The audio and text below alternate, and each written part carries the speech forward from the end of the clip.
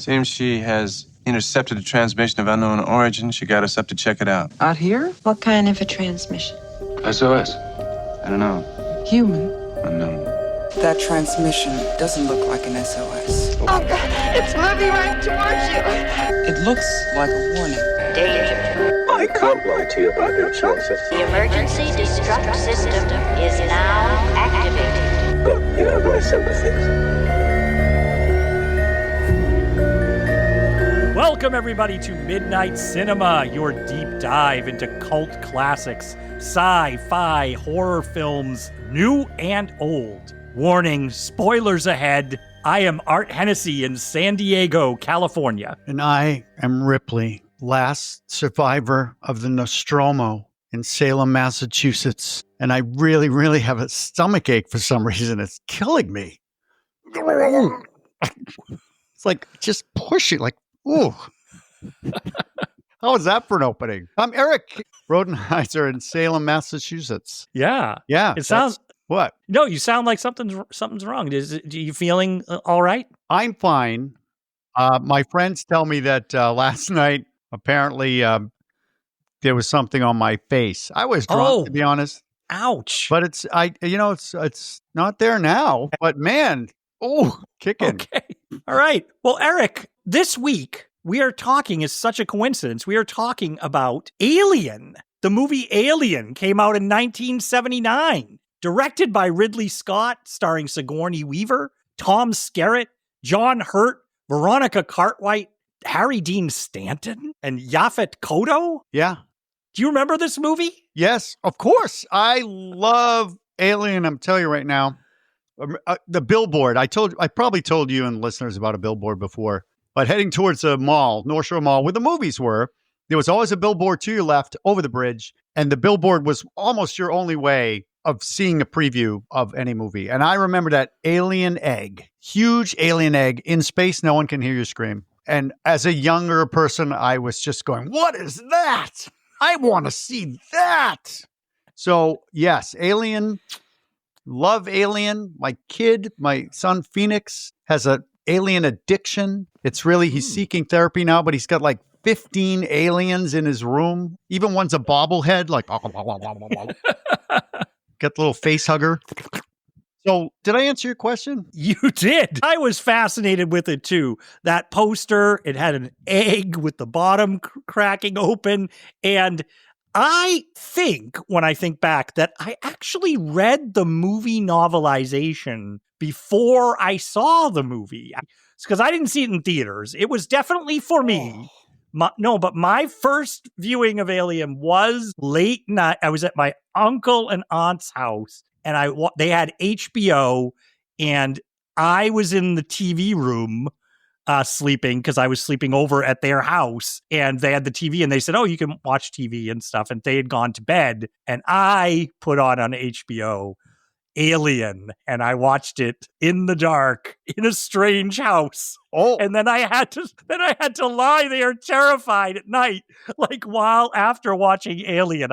I did it to myself though. I definitely did it to myself. There's something going around now, with today's technology and YouTube, it once you click on something, it says, "Oh, you want to hear more about this." So there was an Alien rabbit hole that I went down. And there was one from when it first came out. It was somebody interviewing people. Mm-hmm. And they were going, did you bring your kid to this movie? And the person's going, yes, I did. Did you know that do you regret it? And one of them goes, yes, I do. And they go to the kid, did it scare you? Yes, it did. And now someone on YouTube is playing themselves and just doing like a dub of that. And it's very funny. So apparently a lot of people went to Alien thinking it was going to be like E.T. and came out screaming. It definitely was a step forward for sci-fi. 1979, we had Star Wars just a couple of years earlier. Star Wars, 1977. Movie studios were trying in that period. Everybody was into space. They were trying to find a way to link space into everything. It's always funny, Art, because whenever a movie comes out and it's a success, all of a sudden the entire nation, the whole world is like, we need to see more of this kind of thing. So everything comes out about aliens or space or But thank vampires or zombies. Yeah, They have their waves of popularity where everything because one movie does something in Twilight, and then everybody wants sexy vampires. Does everybody want them? Does Maybe I'm sharing too much. Yeah, does everyone? I mean, no one can see all the Twilight posters you have in the background there, but I can. Which team are you on? No.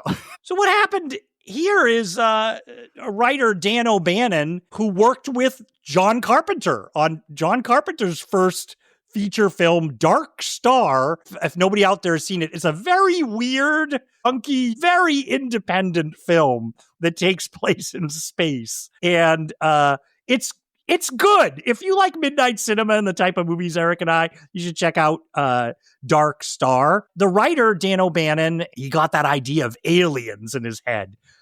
Because they had an alien in Dark Star, but it's really a funny alien. It's like a beach ball sort of shape. It's very odd. Dark Star, right, is a comedy, right, Art? It's a comedy. It's a comedy. And he was like, I want to do an alien that's scary. And he liked the idea and the concept. So he started working on this script. And then he was trying to get people interested. Star Wars came along, studios started getting more interested in space, and so he was developing it from there. And next thing you know, they're attaching directors, and we get Ridley Scott. Yeah, Ridley Scott. Alien, why does a movie like Alien, we're kind of, I guess, talking about it now, but Alien, just rewatching it, if it came out today, it'd be great. Just the way it is. If they're like, here's a new movie, just shot the way it is, budget, it would just be, there would be no doubt that they made it last year. And then it just keeps going. It is still going. Alien is still going. Some of it, not so well. Others, yes. So I just love that he just thought of, hey, what if I did this? And ta-da, we have this iconic creature. Yes. Story. Yes, and we have a person who becomes famous Absolutely famous. Yes. And is still famous to this day, still alive and well. Sigourney Weaver. Alien made Sigourney Weaver. It birthed Sigourney Weaver. This cast these weren't famous people in this cast. They weren't like people that were big marquee actors. They were people who were what's that? Tom Skerritt was they were up there, but they're known actors. Yeah.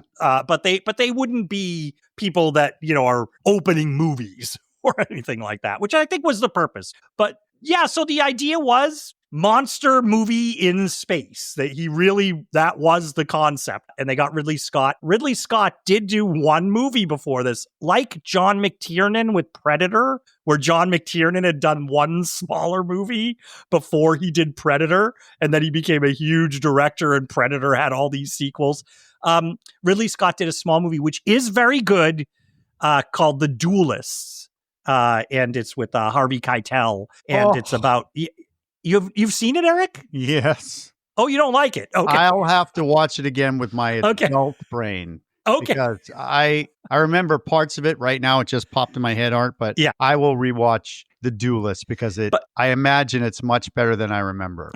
Well, so it's funny to me too, because same thing with John McTiernan with Predator. You watch The Duelist and you think, that's the guy I need to direct my alien space movie. Right? Well, Alien... is a murder. It's almost like a serial killer kind of premise, but it just happens to be an alien. Yeah. And No, I was going to say, let's get into it. Oh, shoot. Okay. Yeah. All right. Let's go. I'm ready. Yeah. I've got my peanuts here, whatever they are. Because just that rumble in my tummy, and I've got liquid from space. Look at space liquid. Ooh. Look at that. Nice. That is. It's milk. Is it real? It is now. Okay. Milk now. Okay, Yeah. I'm ready. So this movie opens. Where else is it going to open? In space. And it has the very eerie little score and very interesting opening credits. I still remember these opening credits from the first time I watched it. because they're done in a simple, elegant, and suspenseful way. It's so hard to describe until I think you've you seen nailed it. Suspenseful. Because you Mm-hmm. don't, you know the name of the movie, but you really don't know what's going on with these lines. So it's almost like something being encoded or something alien, and then you get aliens, and it just works so well. And we move on. And what I like to say we got a lot of, Eric, in the early 80s and late 70s, I call it BAS, the big ass spaceship, right? That's what I like to call it. We got a big ass spaceship. Yep. Fill Here. most of the frame with the Imperial Star Fighter, whatever it is. But it's already spooky. You're already spooked out by Alien. It's a combination of they had that score, which is a little creepy at the beginning as it's coming in. Jerry Goldsmith, we should say, doing the score again. So we know him from Poltergeist and some other movies that we've covered. Yeah. Yes. Poltergeist art, because now I'm hearing some of the like well, yeah. Yes, you can distinctly hear it.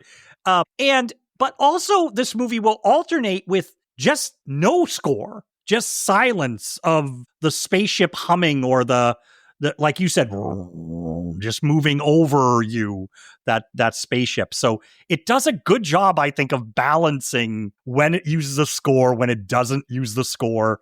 It's pretty cool. So Art, when you watch a movie, do you like it when there's less score? Because sometimes I think there's just way too much score. I love Beetlejuice. I listen to the score so many times that now all I can hear is the damn score, and Beetlejuice like instead of the dialogue. But Alien, there's moments where you don't need any music. I like it when they hold back on some of the music because you're already feeling the emotion. So we don't need the music to help us. Well, if you're asking me my opinion, I like a good score used well. So sometimes that means the scoring throughout the whole movie. Sometimes it means a very minimal score that's sometimes like they do in this. The score is actually sometimes sounds in the background, like little clinks or little chatterings that you barely hear. And this is the iconic, this sound, especially with my son Phoenix, who is just crazy about Alien, is when you have an awesome interior of the ship. The interior is awesome. It's lots of pipes. It doesn't look real. Whoever made this ship had just so much piping, and they thought, what do we do with all this piping? Let's just put it in the ship. But it's the computer blinks on, and just it's almost a jump scare, and you can tell that there's something not right because the way the computer sounds, it's not ding, it just it's a great sound. And then there's the awesome interior. I don't know if you notice a couple things, but there's two of those, those birds that drink the water when they're on the table. Then there's another shot where you see, I don't know if you noticed this. It's not in your face, but it's there, but there's 3 eggs. One of them has legs and they're like popping up and down. So you know right away that the person who did this film has put a lot of thought and effort. Some things happen by accident, but I think everything about Alien, when you're watching it, if somebody says, you know what they're trying to do here, you're probably right. Yeah. It's not an accident. So we see, it seems like an empty ship. It seems like there's nobody there. As Eric just said, computer just boom, springs to life, and we're seeing all these readouts on the computer. It's like, that is the one thing, Eric, that you said in the beginning you could make this movie today. For spaceships, that probably has dated a little bit. You're looking at the screens and it's all the old DOS type of stuff on there. It still works. I'm not saying it doesn't work, but it comes to life, and suddenly we just start seeing lights turning on the ship. They're flickering on as if the ship is coming to life. Yes. And it's very black and white. There's parts of the ship mostly just black. And then when you go in it's like a character is wandering the ship with you, which I thought was so cool. And then when you go into what I'm referring to as the birthing room, it's white. It is all doctor's office, operating room white. And everyone, you see these pods. Really, really cool. I don't think that's dated at all. There's sleeping pods. and they open, and everyone is waking up like Art, like they're being birthed. And the first person we see wake up, keep a mark on it, is Kane. This guy, Kane. It's John Hurt is the actor. He's the first person who rises up out of these chambers. I guess we call hypersleep chambers. I don't know if they call them that in this movie, but I think people would know. No, I think you're right. idea. I think that's been a sci-fi thing, is the hypersleep, because you're in it for a long time and you don't age. Mm-hmm. So they're all waking up. We see them sort of taking off their electrodes and sitting up. Yeah. I want to point out John Hurt, the Elephant Man. And also Midnight Express, right? Was he, I think, yeah. Right before this, I think, Midnight Express. But yeah. So then we cut like a hard cut, Eric, to them enjoying the meal. They're all eating. I imagine being in hypersleep, right? You're really tired. You wake up, you're like a bear that's hibernated. You're probably, because they're all stuffing their faces with food at this table. It's a circular table, and we're sort of getting to meet them. And it's interesting because this time watching through, I'm like, wow, we catch some of their names, but some of their names we're not going to even know. We just sort of get introduced to this crew here. And it's small, that big ship, and there's only these people on it. Yeah, it's 3, 4, 5, 6, 7 people. Mm-hmm. And this scene, as an actor, I love it when it's so natural. And the trivia for this is they shot these scenes last because they all got to know each other. And it feels like they know each other and they don't all like each other. There's a little bit of a click, but it's such a great scene. Don't know how much of it is improvised, but it's great. I was wondering that too. Because they're arguing over bonuses. There's two guys, Parker and Brett. Yeah, Parker and Brett, who are kind of the engineers, and they're on their own side of the fence, and they're just all about money. It's like, wow. Yeah, Brett is played by a great character actor who did he recently pass? I think Harry Dean Stanton, and he would have been known from a lot of character roles at this point. Cool Hand Luke, he was even in, early on, and just after this, was it Repo Man? He had a good role in that. Was he in Repo Man? Yeah, he was like one of the leads in that. But he's in Paris, Texas was sort of his big role. I think he might have got nominated for an Oscar for that. But he's one of the guys in Yaphet Kotto. James Bond fans will know him. To Live and Let Die. He was in that. He was one of the villain in. He's great. These two are like almost the bullies or the clique on the ship. They're the blue collar guys. Yeah, they're like anyone that put up with this shit. Yeah, but they're necessary because they're the guys who fix everything. Oh, yeah. Mm-hmm. And apparently, the computer is called Mother. So right away, I'll point out the medical officer Ash, who I love, who's Bilbo Baggins. For those of you who Ian Holm is the actor's name, and now recently passed away as well. Mm-hmm. And with 2025, I think, right? Yeah. So he's like, hey, he has a great voice. He's like, Dallas, Mother wants to talk to you. He just right away, he says, all business, Mother wants to talk to you. So Dallas, who's the captain, Tom Skerritt, needs to go to the computer to find out what Mother wants. Yeah. And he goes into this chamber. This is something also we would see in sci-fi a lot in the 70s. I'm thinking of like Logan's Run, things like that. You go into sort of a room with the computer, and it's all usually just lights, either red or blue. You know what I'm talking about, right? You're laughing. And you sit in a chair, and this is like the master computer that you're talking to. Yeah. And I will say, in this movie, unlike a lot of those movies, it's not a voice interaction. He is typing. It's not, we don't hear him go, Mother, what is this? And we hear a voice of the computer. Everything is typing out on text. Yes. Here. If you're if you're an alien groupie, then you'll find all the things in here, all these little buttons with icons on them that I completely missed until 2025, when all people are like, hey, it's the same this, it's that symbol, it means this, it means that. I'm like, oh, wow. But he's just typing in to find out what's going on. And apparently there was a transmission, like an SOS call. So the ship woke them up, and it's not supposed to happen. They're supposed to be heading back to Earth. Mm-hmm. And they're awakened because of this SOS call. And it's a great long way from Earth still. Yeah. Yeah. The Nostromo. I love that name. Yeah. The Nostromo. and I'm not going backwards, but we should say the beginning is very economical. No, at the beginning, right when we saw the ship, it just gave us a little on-screen text that said like Nostromo mining ship. Yeah, mining ship. And it's a mining ship. They're carrying all sorts of ore or something back to Earth. So they got to go investigate this SOS. The crew's not too happy about it because they've been woken up. It kind of would suck, Eric, right? You're on your way home. You're doing this job. You want to get back home. Well, the ship wakes you up and is like, oh, you got to go after this signal. And and you're only halfway home, Art. And this is cryo sleep. So it takes a long ass time to get to and from. Yeah. But so, the transmission is of unknown origin, apparently.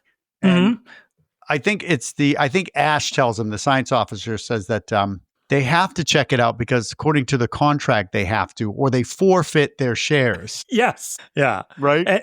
And so we're getting laced in here, Eric. You talked a little bit earlier. Brett and Parker are all about their shares.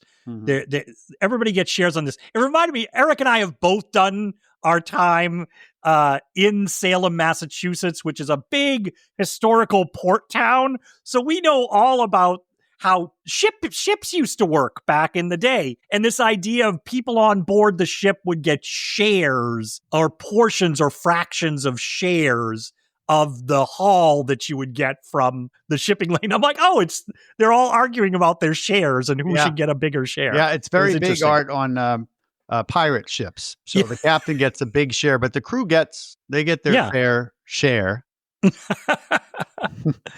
And so we are getting these layers too here of there's the corporation and then the people and the workers and the levels of the workers. They're layering that theme into it here in the beginning a little bit.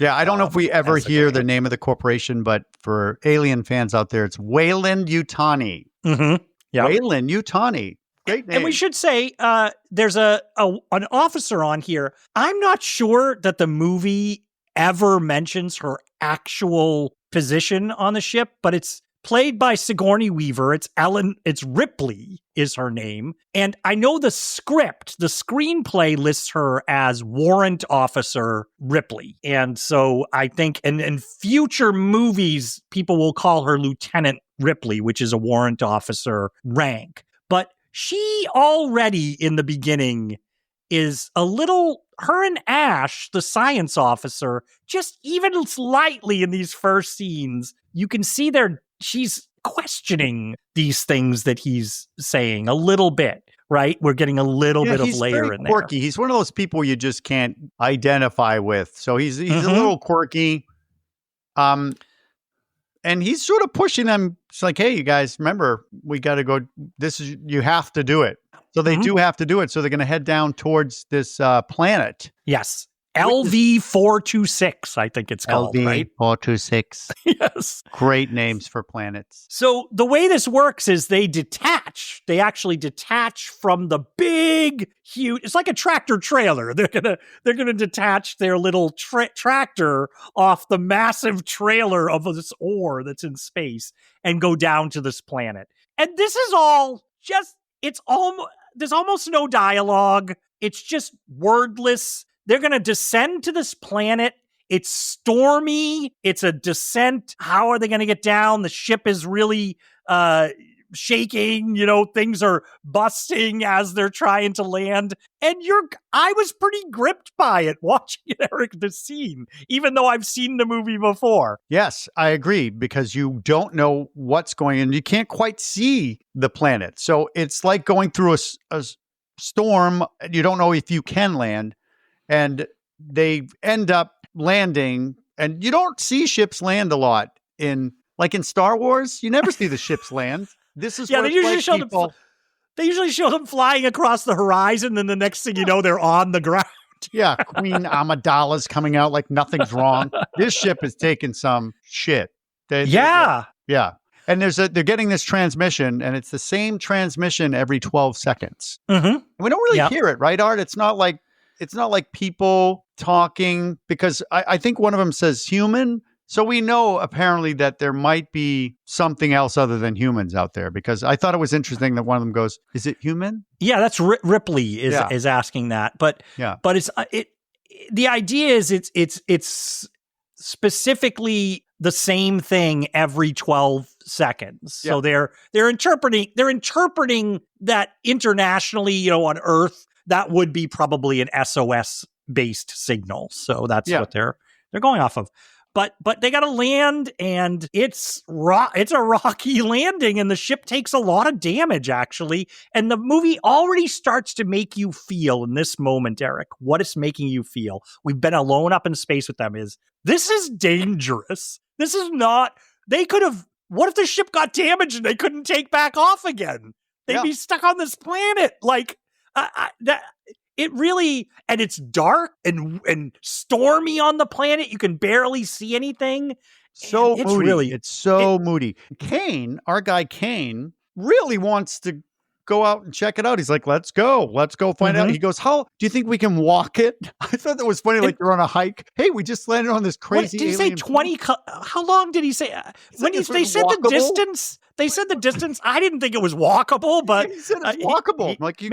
Maybe he's a guy who likes hiking, Eric. Like back on Earth, he's an ultra marathoner or something. He has that little water bottle on his head. Oh, Kane's going on another walking trip. Yeah, he's going the Appalachian Trail. But yeah, they all decide, not all of them, 3 of them decide that they're going to go. 3 of them. It's going to be Dallas is going, of course, the captain. And Tom Skerritt, we should mention at this point, he's playing this like, I love him because he is playing it like the captain. This is his job. He's done it a million times. Just do it, and I just like Tom Skerritt in this movie. I think he's doing a great job here. Yeah. And we have also going with Kane and Dallas is Lambert. And I just want to point this out because it's not tooting my own horn, Art, but Cartwright, right? Yes. Well, her name is Lambert in the movie. Yeah. Veronica Cartwright is the actress. Veronica Cartwright. I had my stint in LA and I was shooting a TV series that failed miserably. And the director was Jim Wynorski, who is who groomed by Roger Corman. Great. Jim Wynorski, if you look up his IMDb, I would say 80% of his straight-to-video movies are boobs. Like, the titles are... the titles! It's just 2 women in bikinis, and the title is like Lust Cops. Or okay. Or like, is this the guy, Eric, are these movies like Assault in Malibu, or like is it the women with the guns, like in there in bikinis on them, covers? Yes. Oh, okay, yeah, okay. I may have seen the video covers of these things. So I'm being directed by him as an extra in this. I don't know. It's like Mercenaries television show, and who is his either wife or partner at that time, and was a sweetheart. And I talked to her. Is Lambert. Veronica Cartwright. Yep. Oh, great. Oh, I wow. met Veronica Cartwright, and she was awesome. And I keep going, oh my God. I said to myself, oh my God, that's the person in Alien. I'm not going to say that. I was like, hi, how are you? And they were big wide eyes. And I thought, why is she married to this? Right. Probably not anymore. But yeah, I just wanted to do that. So now we know who it is. Veronica Cartwright, child actor in The Birds, Eric. The Birds. Oh my God, yes. And she looks exactly like her, except younger. Meaning you just can see Veronica Cartwright older. Amazing. Yeah, The Birds. Yep. So she's playing Lambert, who, what I could gather from the movie and then looking it up afterwards, she's the navigator on the ship. She's on there. Yeah. Because in the beginning, when they were trying to figure out what they were, somebody said, you should know where we are. She was like, where are we? And then, so I think she's navigator. And while they're going down there, Art, Ash does this weird thing. He stays on the ship and he's sitting in a command post that reminds me of like the Millennium Falcon a little bit. He's watching them. But before he goes there, he does this weird thing. Did you notice that? He psychs himself up just for no reason. He just goes, what? Yeah. What is wrong with this guy? So he's watching them on the world's worst computers, the worst possible video, going out to this ship, right? They gotta be lowered down to the ground. And they did the shot to show you the enormity of the ship they just came from. It's a big landing leg, like landing gear on the ground. And they did the special, Eric. We've seen it in other movies we did. They put children in the outfits to have children walking in the spacesuits to make it look even bigger. Which works. It works. It works. And they're it's the great. director's kids. Yes. Yeah. Yeah.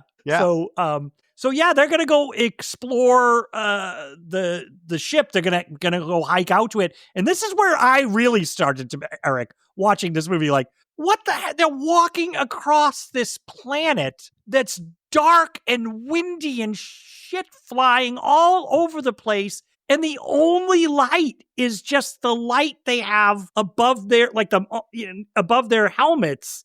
In the helmet also. Which, in the helmet. It's a movie thing because you'd never have see the face. Light inside your helmet. You couldn't see shit, which apparently they couldn't. Apparently during the filming, they would like pass out and stuff like that. Yeah. And we, on the ship, we see that Ripley argues with the two engineers.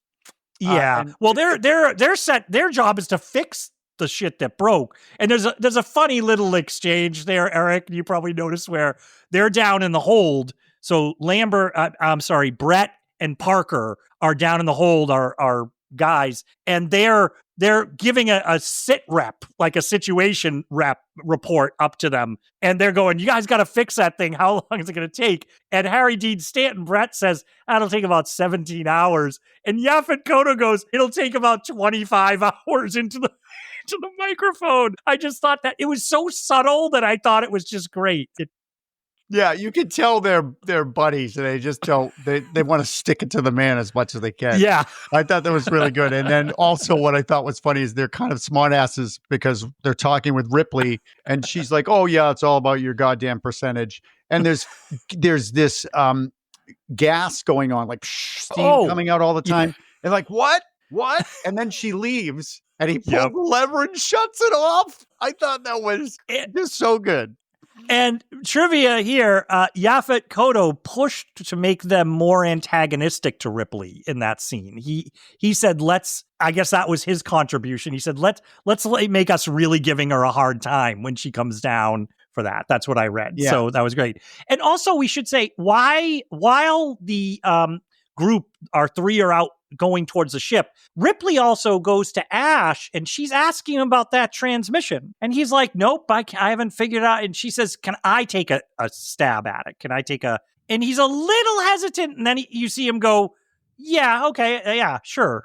You can take a look at it. So Ripley's going to do some analysis on that transmission as well. Yes. So, and we're introduced also to another crew member, the kitty, Jonesy. Jones.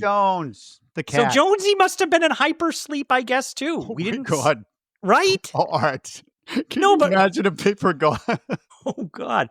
But Ripley, like, does Jonesy sleep in one? Like, Jonesy have his own pod? Or does he? Oh, that's a good question. No, he sleeps with one of them. I don't know if it's Ripley's cat or not, to be honest. They never say whether it's her cat. No. But yeah, Jonesy's got to go in hypersleep somewhere. I don't think they have a mini one, like a mini bake oven kind of a thing. I don't think they have it. Like, that would be funny at the beginning if we saw like one little one off the thing. So our group, they start to approach. There's the ship. It looks like the transmission is coming from a downed vessel or spaceship that's crashed into the planet. Yeah, it's clearly crashed, and it's not your average vessel. It looks like a rounded horseshoe shape at an angle. It's a really cool looking ship. To me, it doesn't. If it's a matte painting, I don't know. Didn't look that up, but it looks great as they're walking towards it. And they do the scale, Eric, where it's great. They show the big ship. And then down in the corner, when you see it on a big screen, it's great. You just see the three little lights of the people moving like down in the corner of the screen towards it. And it makes it just feel enormous. And all of it, Art, not cliche. I'm saying this because it's really how I feel. All of it feels very alien. You don't know what anything is. Even the ship, the Nostromo, is very alien. Mm-hmm. It's not your average looking vessels. And this is where I'll say this is the vision of the person who designed these things. That he was brought in to originally design the alien, and then he also designed what we're starting to see here, the ship. And he's going to design the interior of the ship. It's H.R. Giger. Is it Giger or Geiger? I always say Geiger. It could be Giger. Yes. Another fun fact, it's in Switzerland. So there's a town in Switzerland where they make the Emmentaler. Emmentaler's the town, I think. Cheese. Swiss cheese is what we call it. It's Emmentaler. And guess what's there? The Giger Museum, which I went in with my wife. And the alien looks a little different. Things look a little different because he's got a thing about penises. He's all about... It's like, I'm going to make drawings, but everything has to have a very large penis and maybe a vajaj in there somewhere. Yeah, it's very much, you can see all these influences from like everything from Dali to everything else like in his work. But it's very, he called it biomechanical, I think was the term he used for his own artwork. Yeah, everything looks like it's something, like if technology and organisms mated together, this is what you get. And when they get inside the ship art, it's very organic. The ship almost looks like it's made of organic material, but it's not. It's not. It's metal, but the way things are designed, the sides, the pipe, the thing is, it looks different and feels different from the ship we've been on up to this point. You're like, this is an alien ship. Like, this is not human. This is something different. And our three people are making their way through. It's great because you're like, what is this place? And I think what's so interesting to me, it brings just a few questions, Eric, about the universe that we're in. I'm like, have they seen things before that are made by alien? They don't seem to be that blown away by all of this. They're kind of keeping their working man attitudes. And Kane is really into this. Kane is like, wants to climb. He wants to climb up and look over things. Kane's into this. Yeah. Yeah. Well, to answer your question, for me, I think, yes, they know about other alien life because the ship, they never say, this is not from Earth. So, but what I like is what they don't do is talk about other aliens like they do with, Star Wars and Star Trek. Right. Everybody's, they're still humans going, I don't know what's out there, but definitely other stuff. Yeah. Yeah. So they're going through and then they enter this chamber. They have to climb up to it. And it's a big open chamber with a circular sort of raised dais in the middle of it. And right in the center of it is an iconic, such a memorable image that just you'll never forget it when you see it. Yeah, and you still, when you see it, Art, you don't exactly know what the hell you're looking at. It looks like a command chair, but the alien creature that's in the chair is maybe 3 times the size of a person. So we're talking like bigger than, I don't know, Andre the Giant. It's a big critter. Oh, yeah. But it looks like it's part of the chair. It's got exterior ribs almost and a face that looks like, reminds me of a gas helmet from like World War I or World War II mixed with what do you call it? A sea elephant? It looks like that. And this clearly is been dead a long time. But it's such a weird display. I like that originally when Alien comes out, you don't know, there's no background on this, and good. Leave it alone, everybody. Yeah. Oh, shoot, we didn't. But yes, I love that you don't know what the hell this thing is in a room that looks to me like the size of the Roman Colosseum. It's just immense. And they go up to get a closer look at it, and they realize, that it's something has burst out of its chest, its rib cage. And they also note that you talked about the age of it. The bones of it are fossilized, like they've been there for so long. This has been here for so long that the bones are that's what Kane says. They're fossilized here. Which is another thing, Art, then. So if there's a distress signal coming from here, has that been going for that amount of time? Centuries? Yeah. Really cool. Yeah. I think that's really cool. It's really a mystery. I love it. I just think it's fantastic. Strange landscape. We've gone from Workaday, we kind of know this refinery spaceship, to like, where are we? What's going on? And real life to nightmarescape almost. Yeah. Our guy that loves to hike, Kane, he's got to keep going. He's like, oh, look, I found this. There's more. Something here. I think we can climb it. And they go and there's a huge chamber. And all of these chambers are so big, Art. I think whoever designed this, why do they need all that space? There's nothing in there. And they're using our children in spacesuits too here to get them to make it look even bigger. Yes, and everybody, if you watch it with that in mind, you can almost see that they're kids, but not really. They're exploring more like kids would explore physically. I just like that. I like knowing that they're kids. The director's kids. All right, hop over that, will you?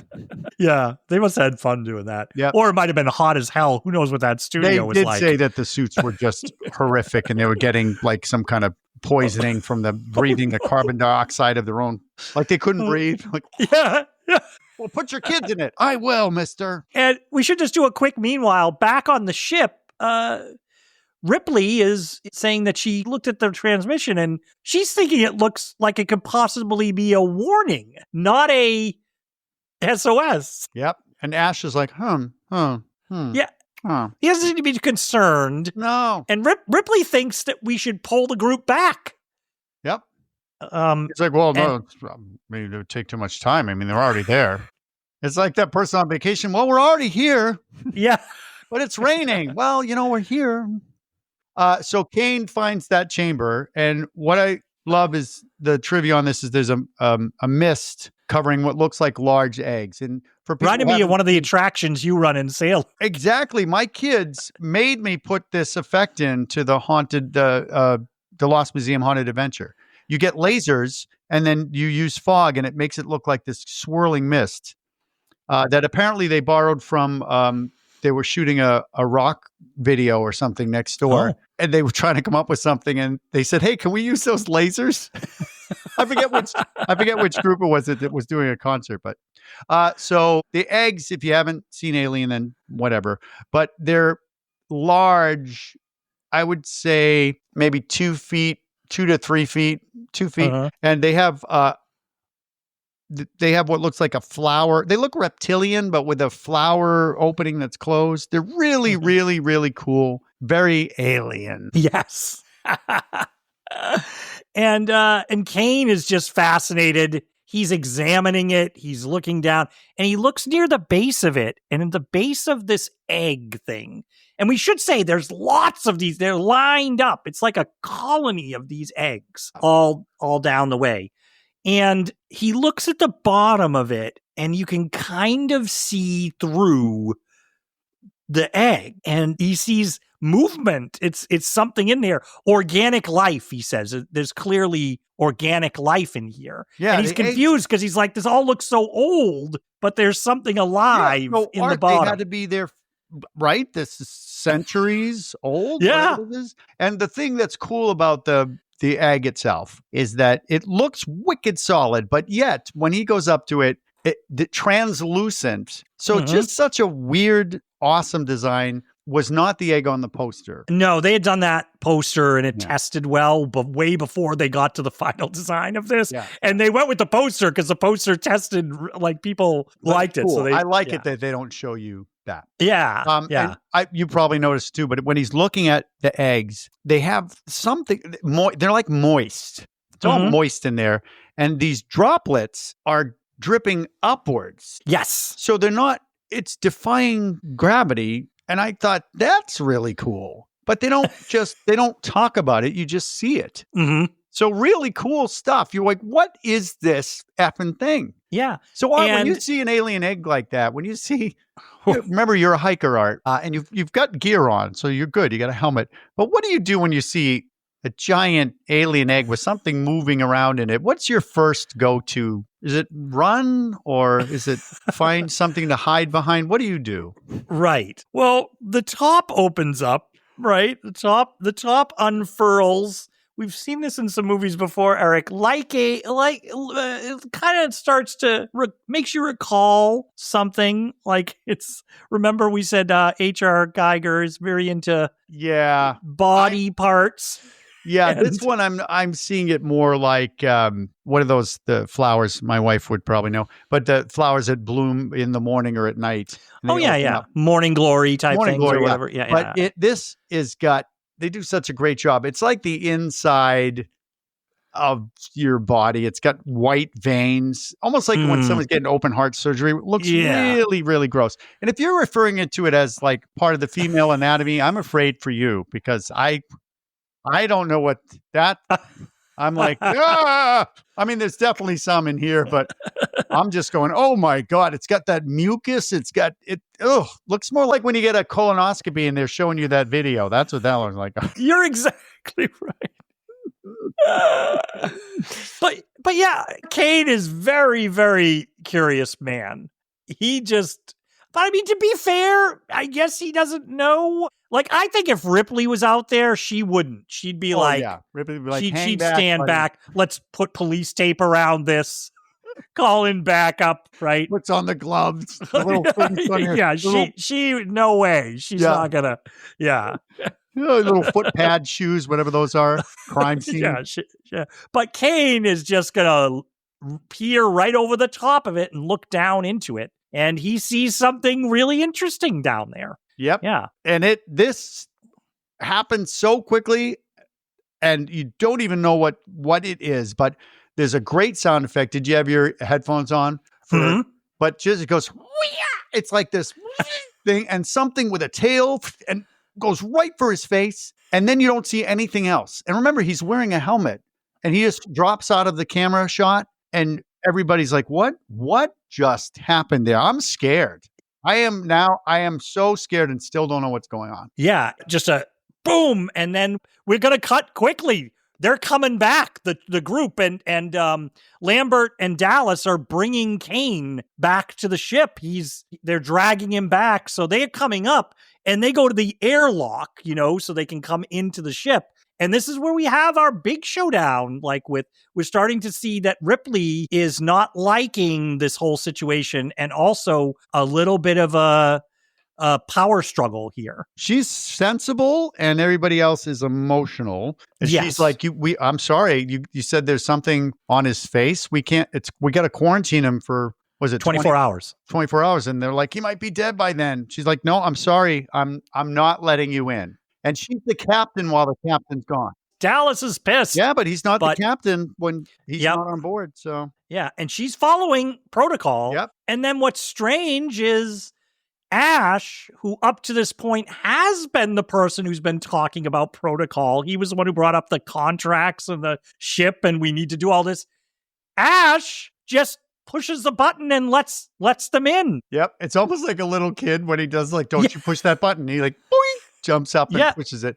And he lets them in and Ripley's pissed. Yeah.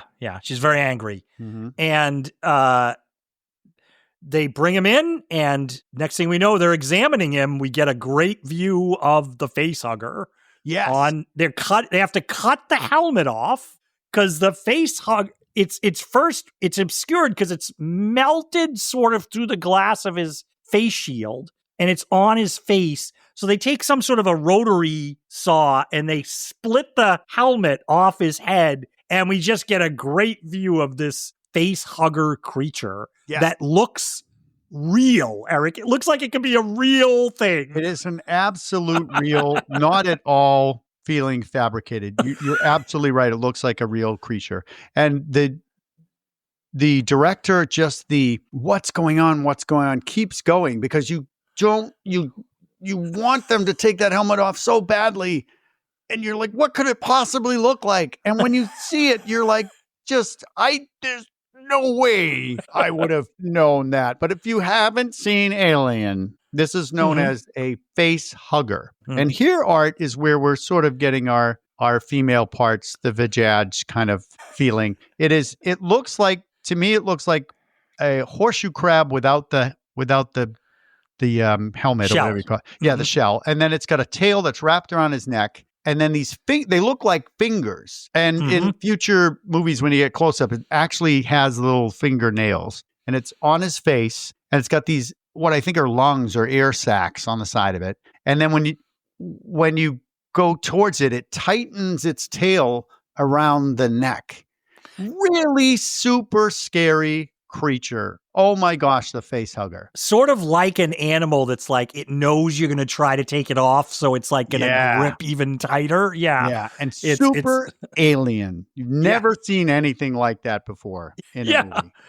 And Ash, is probing a little bit. He tries to pull a finger, like you said, and they don't know. And they do a scan on it. And what they can see is it has inserted some sort of tube down Kane's throat and into his lungs that seems to be, you pointed out the air sac, it seems to be pumping something down into his lungs and keeping him alive. Yes. And Ripley's very much like, no, let's put him in cryo and get out of here. And I love Ash goes, no. Let's not be too hasty. We don't know anything about it. I'm doing a different voice there, but yeah. So he, being the science officer, he decides he's going to try to cut a finger to see if he can loosen it up. Oh my gosh, Art. He takes a little little saw that you use for, I don't know, getting into your brain or whatever. And what an incredible, I consider it a jump scare. This pussy yellowy fluid goes psst, and everybody goes, oh, it hits the floor. And it starts to eat its way into the floor. Yes. It's a great effect that they're using to melt whatever the foam core is that they're using, the types of things. And then it doesn't stop, though. It goes down and it keeps burning through successive floors below. So they keep running down to the next floor, and it's already going through to the next floor. And what Dallas says is it's going to burn through the hull of the ship if it keeps going like this. Yeah, because if you make a hole in a spaceship, then big trouble. I love also the detail of there was a pair of boots, like space boots, and it had gone through the foot of the boot and into the floor. Just cool stuff like that. So they're chasing it to the lower levels, right? Don't get under it. No, don't get under it. Yeah, and it finally sort of dissipates to a point where it's not burning through anymore. And they even test it. Dallas takes a pen from Brett, borrows a pen from Brett, and pokes around at the top, and it just burns the top of the pen off. And he hands it back to Brett. It's kind of a nice moment. Brett's like, thanks. Yeah, he's left there by himself, and he goes, what? It keeps going. So the comedy in here is very, very, very small. Yes. But there's moments where it's just, that was funny. Yeah. So this tells us, Eric, you can't cut it off of him. And also tells us and this is the reason the writers put this into the script, I guess, is they said, if we give it this acid blood, it can't be a simple thing of we'll just shoot this thing and kill it. Like you can't, that takes away that thing you could put into a movie is like, we have a gun and we can shoot it and kill it. I forget who it is. One of them says, it's got a wonderful defense mechanism. You don't dare kill it. And we don't necessarily need that, but I think that made sense. Yeah. And so they're still trying to fix the ship.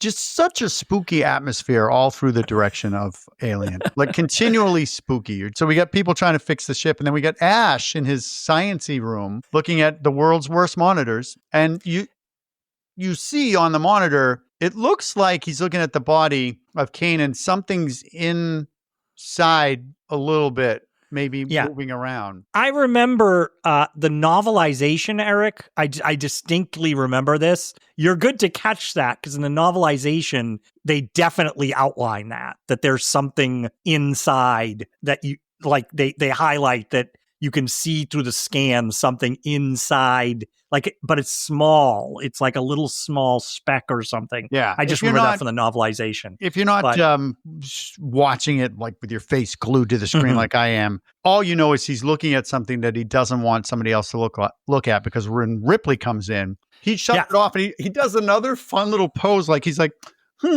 puts his hand up on, anyway, like that. What are you doing in your room? Nothing. I don't know.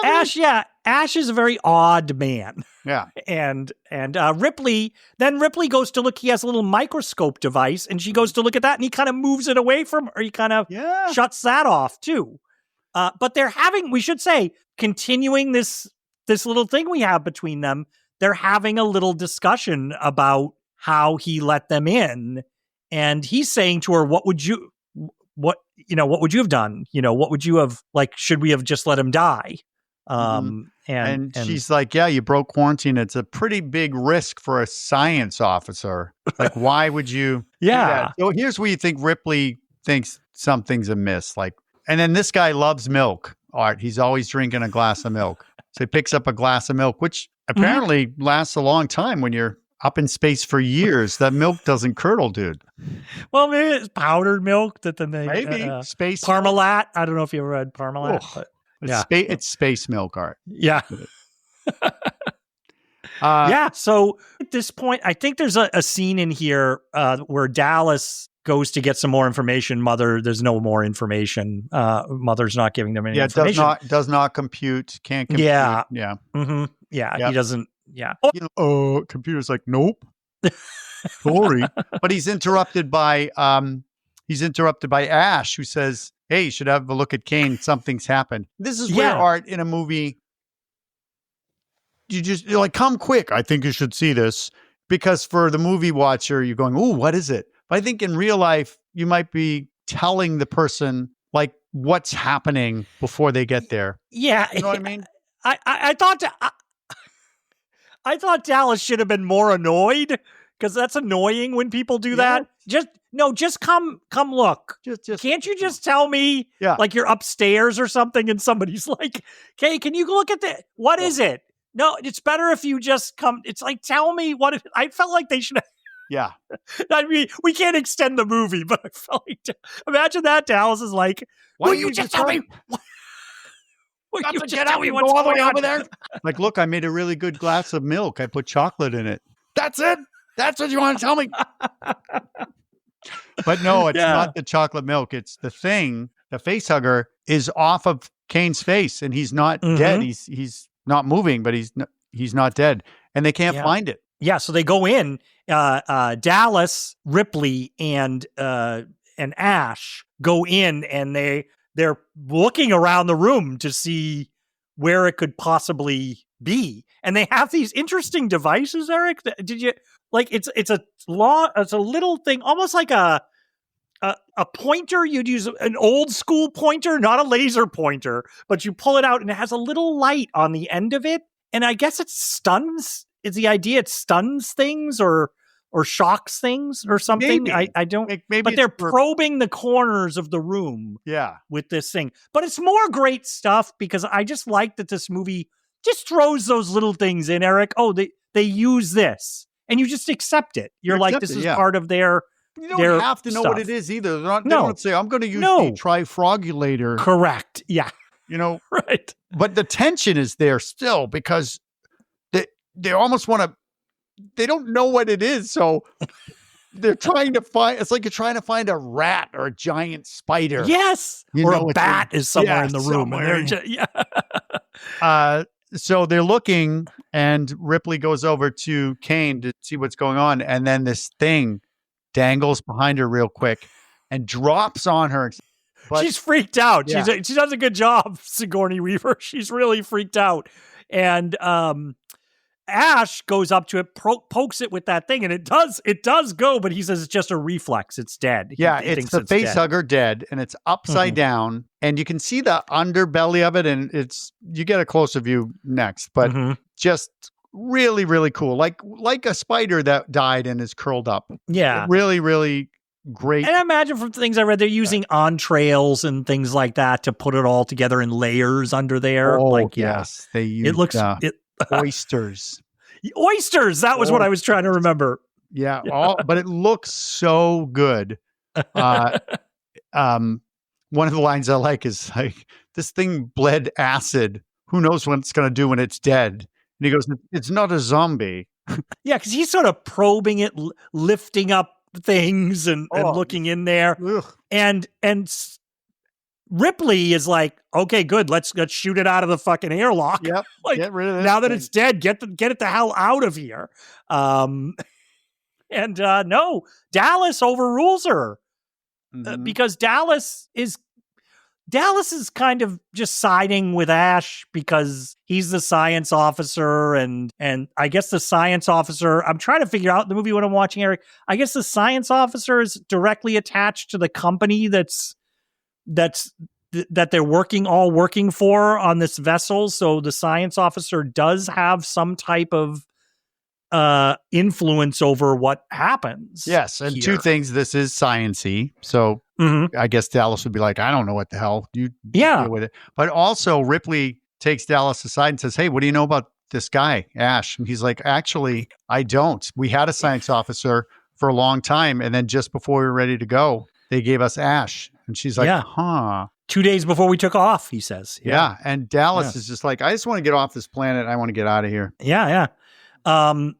So they go back, they're back up there, and Kane, suddenly we get another thing. Ash does it again, Eric.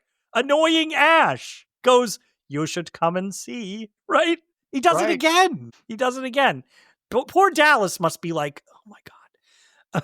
Yeah, what was saying right? I just remember, what's his name? The names always escape me. Brett. When Brett's like, right. Like, is that all you say is right? Right. And then they go, you want to come and see this? And then he's the last one. He's like, right. And it's 10 months. They say it's going to be 10 months before they get back to Earth is what we find out. Mm-hmm. Yeah. And the conditions change. It's simpler if you just come and see it. And Kane's sitting up. He's sitting up and seems okay. Ash says seems all right. Seems like he's healthy. Yep. And That's without what Ash sounding says. creepy, Art, I'm an underwear guy. Got to point out the underwear. This is the weirdest. This has got to be like medical underwear because I don't know what the hell he's wearing. It's like a onesie. He's got a onesie, a white onesie. Yeah. It's got like a rope in the front where you can like close it up or not. It's just so interesting to me. Like he's dressed like a baby. Yeah. So Kane's awake. And they're all like, "Wow!" And he seems okay. Our hard cut again, Eric, to their eating. Yeah, Kane he did say he had a dream. He didn't remember anything, but it's a dream about smothering. Mm-hmm. Yeah. So the dinner is awesome. The dinner scene, completely natural feeling. Just everybody's eating and making jokes about vaginas and. One of the and they all note that Brett, Kane is eating a lot. He's eating a lot. Yeah. And then they're trying to make him feel better, and they're like, "Yep, we're heading home." And I love Brett goes back to the old freezerinos. I'm like, what? I just remembered that line from a long time where it's back to the old freezerino. Yeah. So they're all thinking, okay, Kane's better. We're all good. We're gonna head back home. Mm-hmm. But then Kane doesn't look like the food might be disagreeing with him, and he's coughing, and it gets worse, and it gets worse, and it gets worse, until finally he just does a big spasm, and it's great. The way he contorts and goes onto his back, onto the table with all the food on there, and wow, such a good job, and he's making the just weird sounds. He's just not going, ow, ow. It's like and weird noises. And what you notice here is everybody jumps up at the beginning. Ash is sitting there like this. Well, and if you notice, Eric, there's a quick shot of Ash even before he starts contorting, and he's very diligently looking at At I'm Kane. glad you caught that. Yes. Because when you watch Alien again, which you should, you'll pick up different things. You go, okay. But I noticed that on this watch. I was like, everybody's joking and talking, and then they cut to Ash, and he's just looking right across the table at because he's a science officer. Yeah, right. He's doing science in his mind. But this traumatic scene. He's wearing white. Still, he's wearing white stuff. And he's on the table and he's going, like making weird noises. And then he stops for a second. And then his shirt just goes, explodes red first.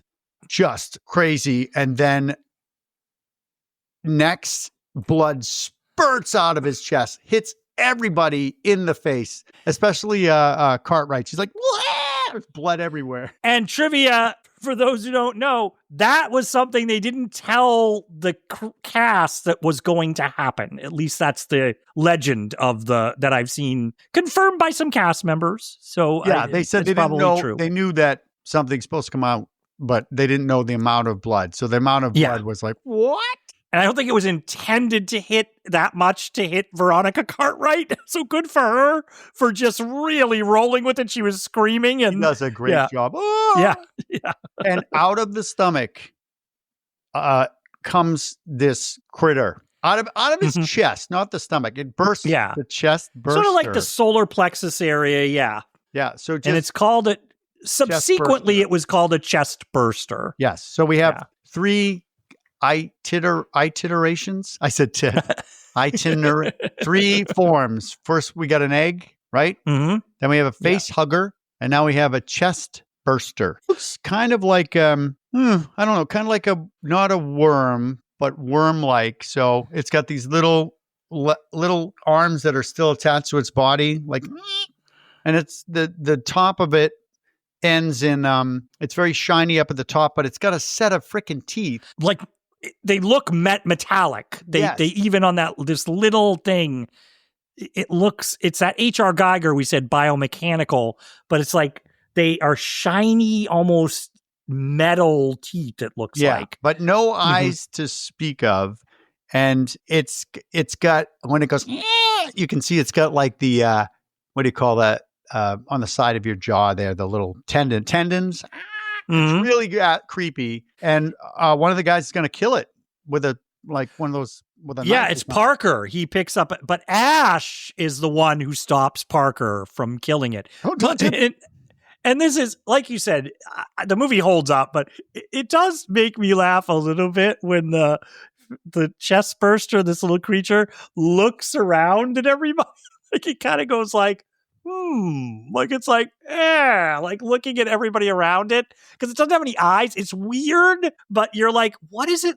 Is it looking at them? Is it like, what's happening? And then because Ash stops him, this thing gets away. It shoots down the table and using a special we saw also in Deadly Spawn with the little spawns.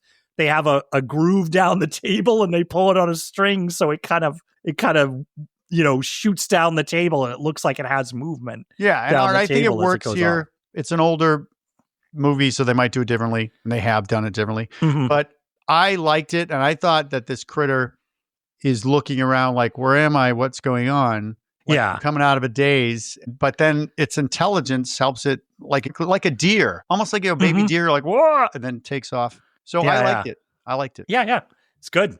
But they can't find it, Art. They go to look for it. They can't find it. No, they're gonna have to hunt for it now.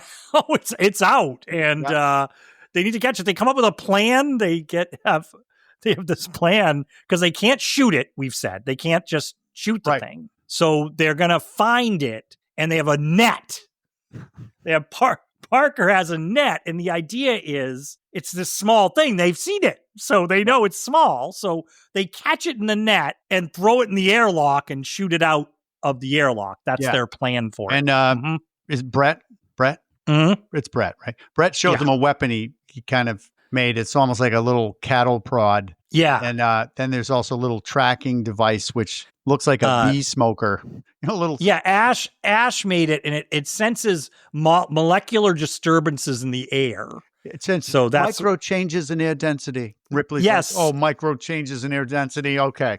All right, big guy. You know what? But it worked. Dallas moves his hand in front of it because I like Dallas. He's like, show me how it works. Yeah. All right. Okay. And we will point out that they had a quick funeral for Kane. And they shot him out into space. And what I love about the fact that you don't know how close these people are, because he says, does anybody want to say anything? Nobody says anything. They just, nope. They're all too like, I don't know what the hell. Yeah.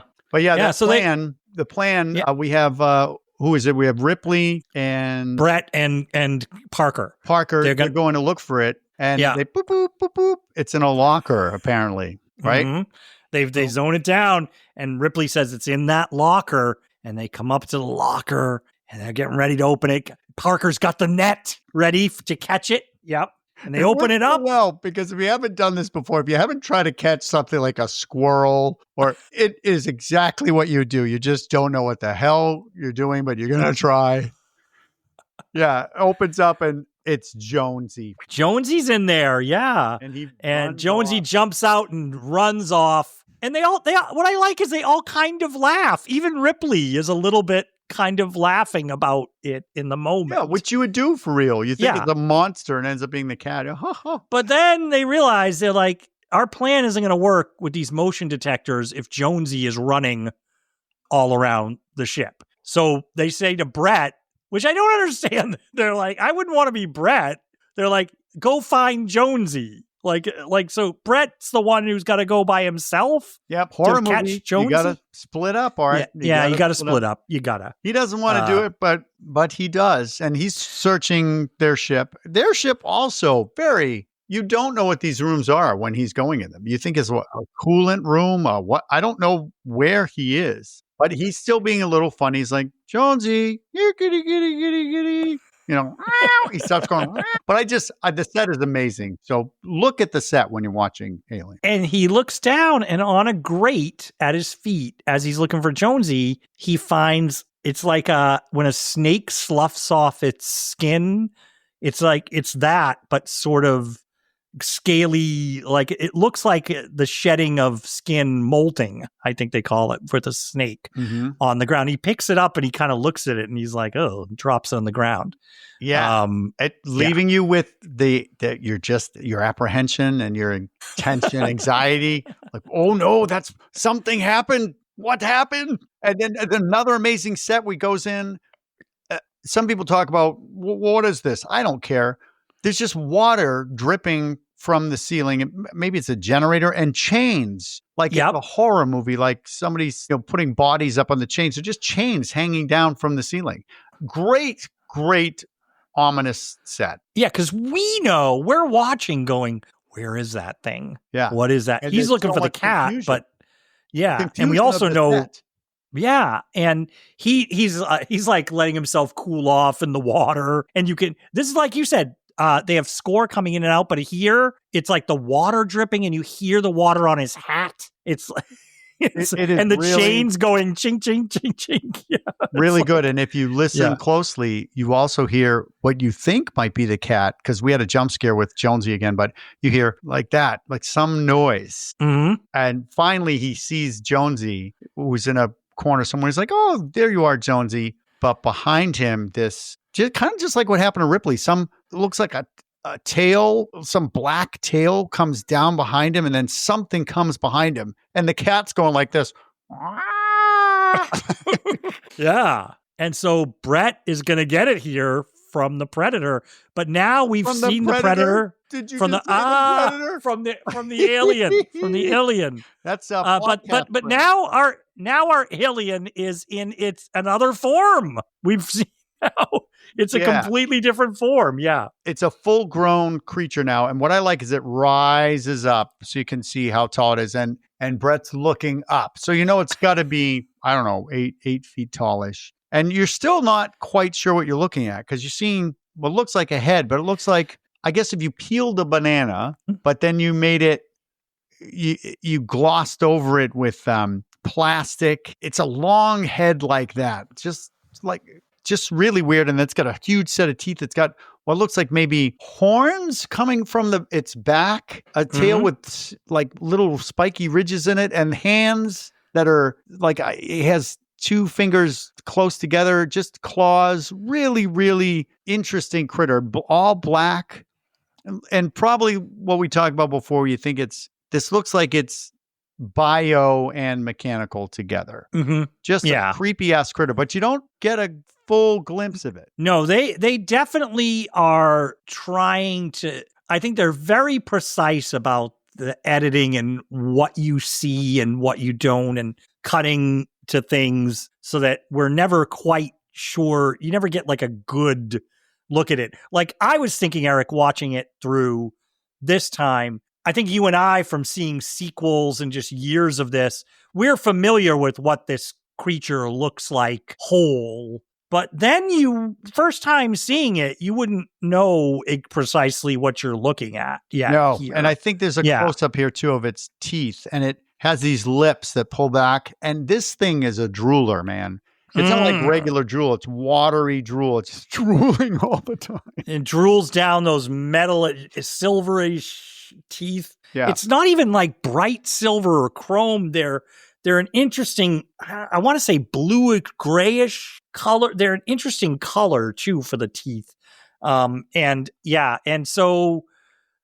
He's we should say this is played by an actor. This is a 7'2" guy in this costume here. So, yeah, and they just picked this guy. I think they saw him at a bar or something. Like you. Yeah. But Brett goes, and it grabs him and sort of pulls him up. And you just hear him go, oh, and you have no idea what happened. You just see the cat looking like, whoop. Great shot of the cat going, oh. Yeah. So Brett's gone. Yeah. Brett, that's it. Yeah, Brett's gone. So now the crew has got to figure out what to do. And there's a little confusion here because they're talking about, like they seem to have seen it. So Ripley and I was going to ask you about that. I was going to ask you about that. The dialogue makes it sound like we're missing a piece where Ripley and Parker came running into the room and actually caught the end of the attack on Brett. Like, but we don't see that in the movie. No. But their dialogue would make you feel like they saw it. It's definitely implied because Parker says this son of a bitch is huge. I mean, it's big. And what I think Ash just always weird. He says Kane's son. So you don't really catch it. You're like, what did he say? But he says what the creature is basically Kane's. Oh, that's what he said. I actually didn't know what that he was saying. Does he say kind of low breath? Yes. Or it's one of those lines that you can I didn't catch it. I didn't have subtitles on. That's what he says. Yeah. Okay. Kane, so, all right. Okay. Yeah. And they decide now that what they're going to do is, now that it's a big ass creature, like the big ass ship, it's a BAC.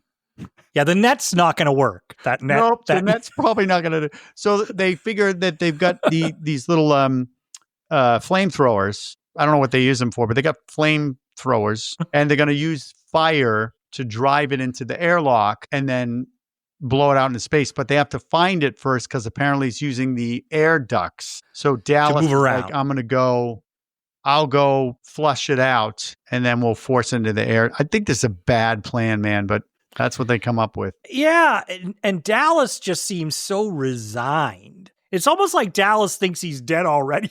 Like, it's like he's so resigned that he's like, I'll go. He didn't sign up for this shit. No. He didn't. But he does go to the computer, and this is where you said before, the computer unable to compute. So in his frustration, he writes, what are my chances? And this is black screen with the green letters. So we all know what we're talking about here. And it says unable to compute. So he's just like, all right. Mm-hmm. So now he's going to go in the ducks. Yeah. And good for him, because the actor, Tom Skerritt, because he's acting this scene, Eric. Dallas is in this air shaft that you can't stand up in.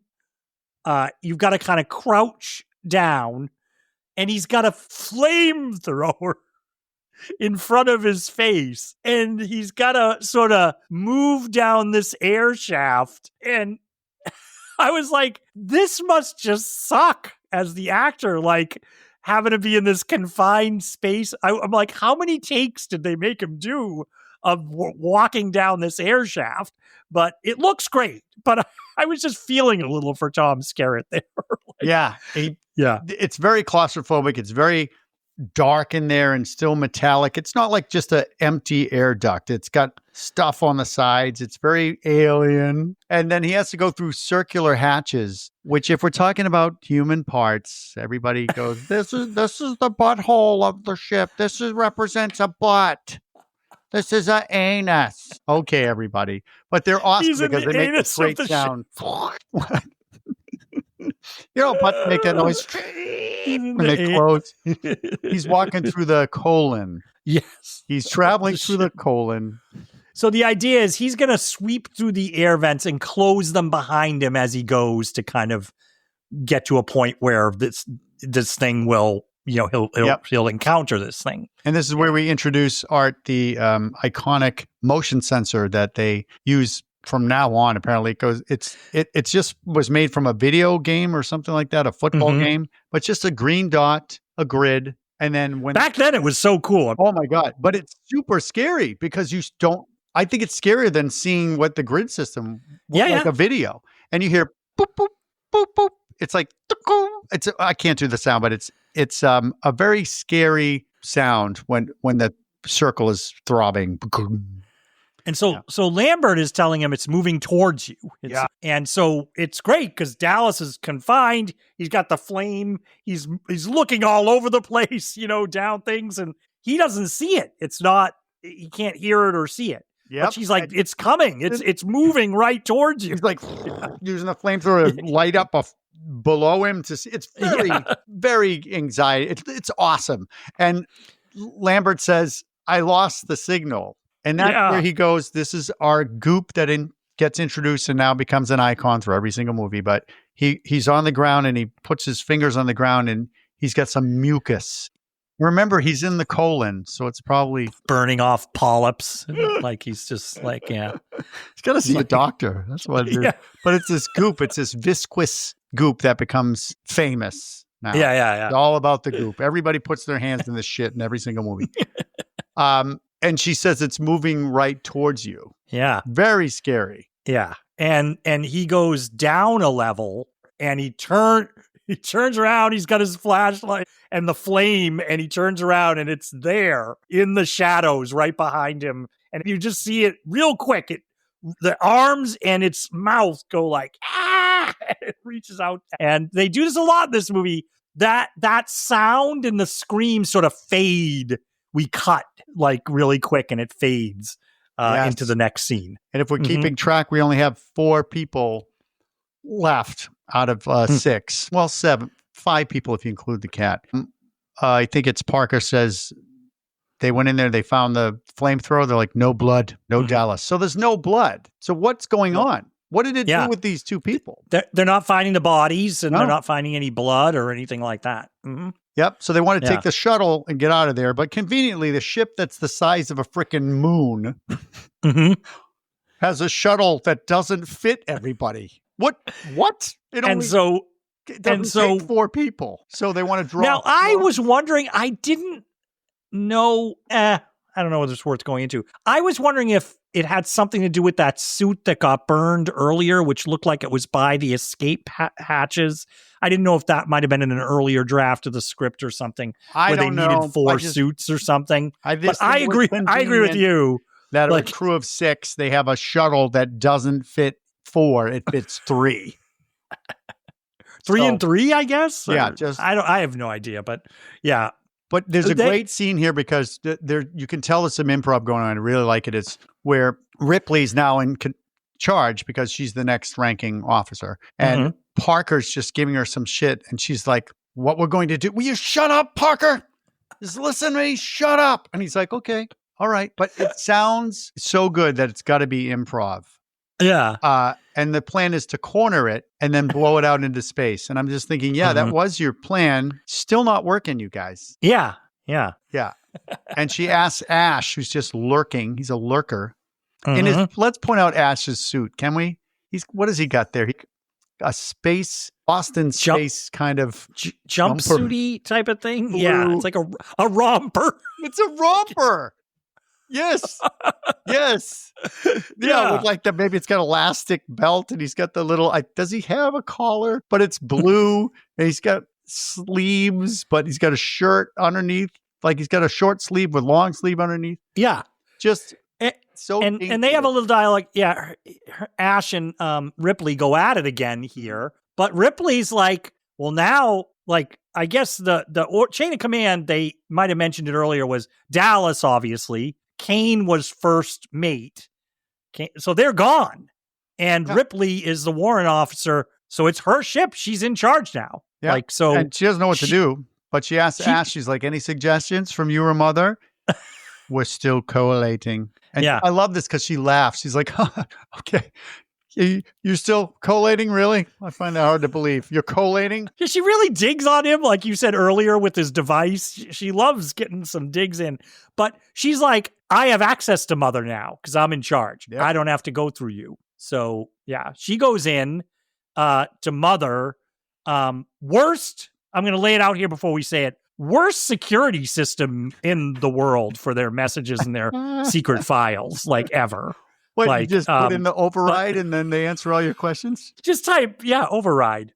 And it was, So she goes in and she's asking about what's to do and what's going on, and she's not getting answers. And then something pops up. It's Special Order 937. Yep. Like, why are we in this situation? And they said, we can't do anything. Special Order 937. So first thing, Eric, I'm like, already the security is a little weird there. They're already like, something is wrong, but we're not going to tell you what it is. But wait, only the science officer can look at it. Science officer eyes only. Yes. Yeah. But you don't have to worry, Eric, because you can just say override. Override. You can say override. And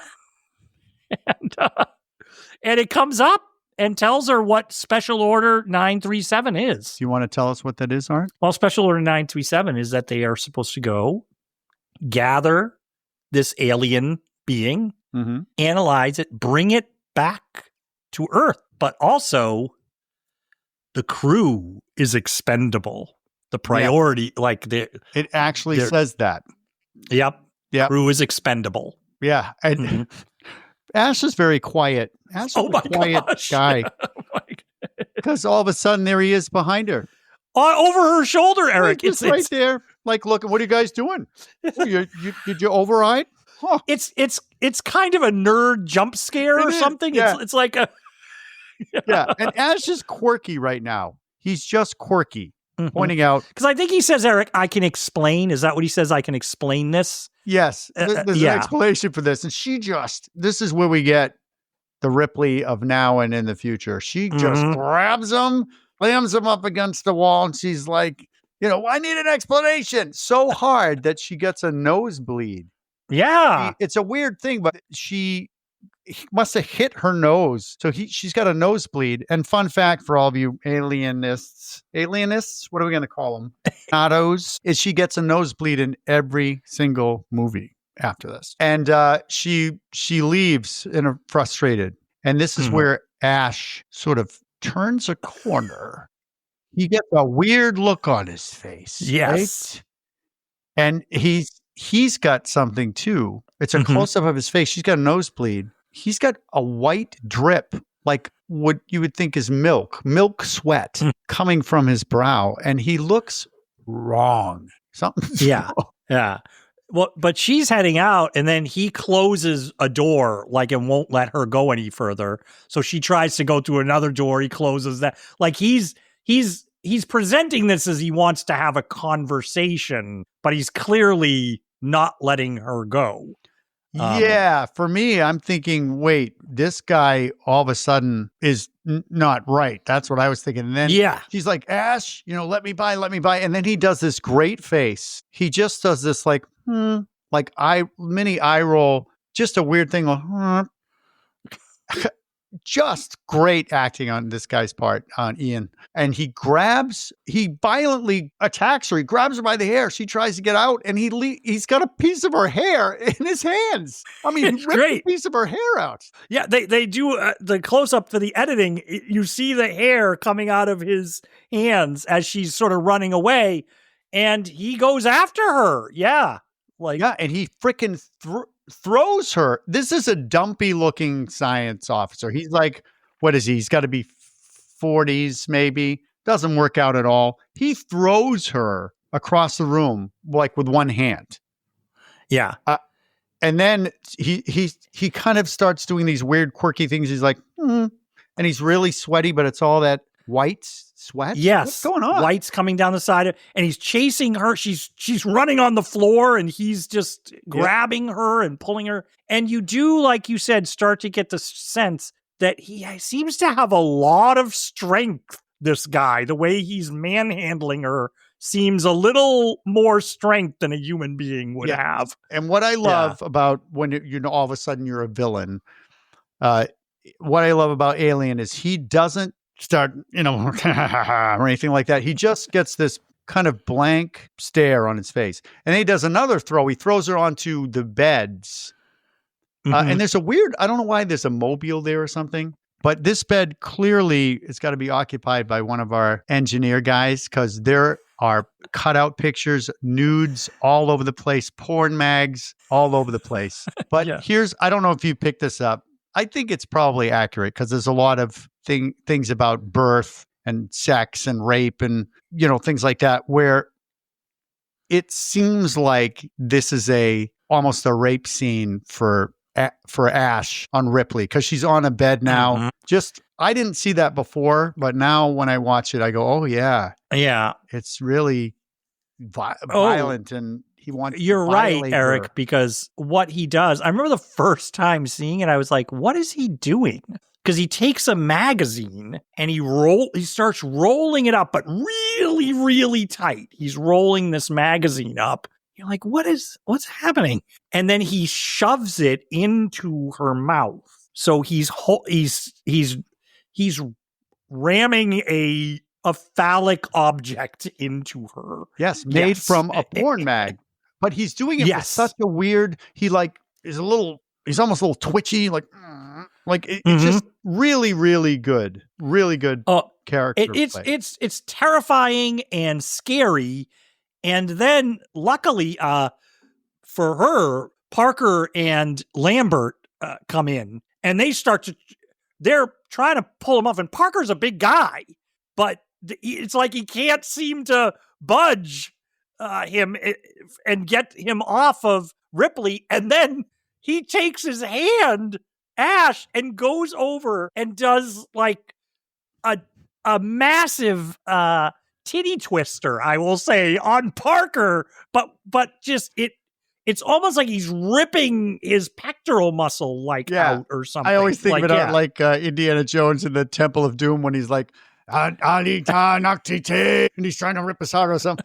Not the correct chant, but close enough. Right. I was thinking of that, but we now see he can't be this strong. There's two people trying to take him down. Mm-hmm. And Parker hits him with a fire extinguisher. It's like a fire extinguisher. It makes But when he hits him, the head goes to the side and it's just out of joint. So you're like, oh, Ash has got to be dead if his head looks like that after getting the thing. It doesn't look natural, the head from behind cracking to the side. Yeah. And then he pulls Ash has a hissy fit. And oh my gosh. Yeah. Rolling around the wall, spurting milk. I told you he was a milk fan. It wasn't chocolate. Spurting milk, but making these outrageous, inhuman noises. Like, I mean, he's going nuts. Well, yeah. Academy Award for this guy. So good. He did such a good... crazy. Bilbo Baggins nailed it. Bilbo Baggins. Yeah. And you're just... The first time you see this movie, if you don't know anything about it, you are like, what is going on? Like, you have no clue. And it's very weird. Yeah. And it looks weird. Yes. Parker brings back that fire extinguisher, hits him again. And basically his head and neck come off, but are still hanging on like it's a hinge or a flap. And so we think he's dead, but he's got weird parts in him. So I think that's when Parker says, Ash is a goddamn robot. We're like, oh, what? But Ash isn't done. No. he comes back to life and does this great thing. He jumps on Parker and he's got his hands like this, like a mannequin. He's like, oh, and it looks great. It looks great. Yeah, so he does a final little jump scare, but then they're going to put him on the table set up, and they have his head, and you can kind of see if you know what they're doing. They had an animatronic head that they were going to work with, but I guess it just didn't come off right. But you do see that when they're first putting his head down, that's the animatronic head, and then they just do a slight shift, a cut, and it's Ian Holmes' head through the table that they do. Yeah. I forget what they use for this, but there's these white balls that look like pickled onions. And I'm not sure if they use pickled onions or something else, but just weird parts in there. And what they use milk and pasta too. They have pasta. Yeah. If you look closely, it's like lasagna sheets. It looks like it's on there gross. Or something. Yeah. But what they could have done here, and I know the director doesn't like this, but they did this cut where they're trying to put his head down because it's not staying down. So they're pushing it and pushing it. And then it just cuts to what we know is the actor. That's the cut. That's the cut I was talking about. Yeah. That only quick. One yeah. Where they could have just not showed you that. They could have just, and then his head's there and it's okay. Mm-hmm. So they could. But they spark him on. They kind of almost jump starting him in a way. Yeah. Something they're kind of putting some electrode things in and it's going bzz, bzz, bzz. And then he starts up, but I love that he's got the stuff comes out of his mouth still. And he's got that milky stuff, but it's dried kind of on his head. And apparently this is the fluid that you would need because he's a what do they call it now? It's not a robot. They call an it android. An android. And those are now running rampant in the world of the Alien franchise. But what I like is she goes, "Can you hear me?" And he doesn't move. And then she bangs on the table. It's like, Ash. And he wakes up and he's like, "Oh, yes, I can hear you." But now he's got that weird, it's like, I can't do it. Like it's a robotic. Something's wrong with his voice box now. Yeah. And it's eerie sounding, I will say. It is. But he's still got his sort of Ash demeanor about him as he's talking. So it's this head talking. It's a great image. It's a really great image for a movie that we're talking to this head as he's doing. Yeah, but simple. They want to kind of, any information. And she's like, "Tell me about the order." And he's like, "Well, pretty self-explanatory." That's what he kind of says. He goes, "You read it. That's it. Just you bring back the life form, and the crew's expendable. That's it." And then they say, "How do you kill it?" And he says, "You can't." And there's great things here. He does a great job. You're scared for the crew because he's telling you like, "Yep, this thing's just badass and you're in big trouble." He's like, "It's a perfect organism. I admire its purity. Just it has no remorse, no morality. It just does what it does." So I thought that was really cool. Yeah. And I think we're connecting a few layers here. What I'm thinking is we're connecting the layer of Ash himself is a robot. So he's an android. So the idea of it doesn't have any morality, it doesn't have anything like that. There's a kinship sort of with him about that in the admiration. But I think the themes that were set up in this movie go even a level further. We're supposed to see Ash is an extension of the corporation, where the corporation doesn't care about you, like the company doesn't care about the people that are working for you. And so the company has an admiration for this killing machine. So I think we're seeing all these layers of themes coming together here with Ash and what he's revealing right here. And just to make sure everybody knows that they brought them there. So the whole point, they just abandoned whatever they were supposed to be doing. Is the company was like, "We're going to put Ash on the ship. We're going to go because we know about this beacon signal already. We're going to go there. And then we're going to bring back this creature for whatever reason. We don't know what the reason is, but they already know about it for some reason. They know there's something out there. Yeah. Yeah. And in the future, Art, they do explain some things. Some they over-explain. But you do get a little bit of backstory, which I think. But when you're watching this movie, you kind of are like, "Whoa, what? They sent them there?" Like, yeah. And Parker, our big guy, Parker's like, "You know what? I've heard enough. I've heard enough. And I'm asking you to pull the plug. Like, he's just like, we're talking to a head. Can we stop? Yeah. And he just told us that we're screwed. Yeah. Yeah. And one of us has to do this iconic line. So, because you do it. Go ahead. okay, well, he's sitting there and they're about to pull the plug, and Ash goes, I can't lie to you about your chances, but you have my sympathies. And then he smiles.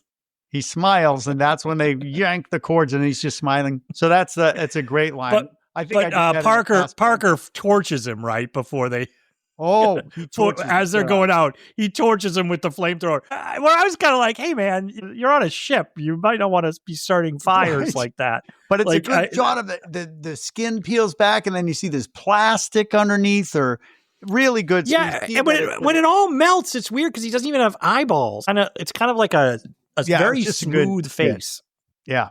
So they decide, Art, that the best course of action now is to just blow up the ship and escape, because there's 3 of them now. 3 of them now. They can go in the shuttle. They go in that but shuttle. apparently they need something. They need canisters. Coolant. I forget coolant. They need to get coolant. Yeah. Need to get coolant for I don't know what that's for, but they need it. It's for them to split up, Art. What do you think it's for? Yeah. Well, they have to split up. They don't need coolant. So Lambert and Parker are going to go to get the coolant, while Ripley's going to go start the self-destruct.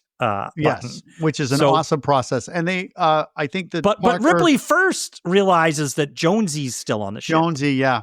And all they have is the motion sensor thing, and they have the flamethrowers, and that's it. Yeah. Mm-hmm. Yeah. But Ripley is getting ready, and she hears Jonesy, and she's like, oh, shoot. So she's trying to get Jonesy. Meanwhile, Parker and Lambert are getting these big canisters out in another cool room of the ship. They are making so much noise. They are tossing these canisters. I'm like, are you guys idiots? Why don't you just start yelling, hey, alien, we're right here, buddy. We're over here. Yeah.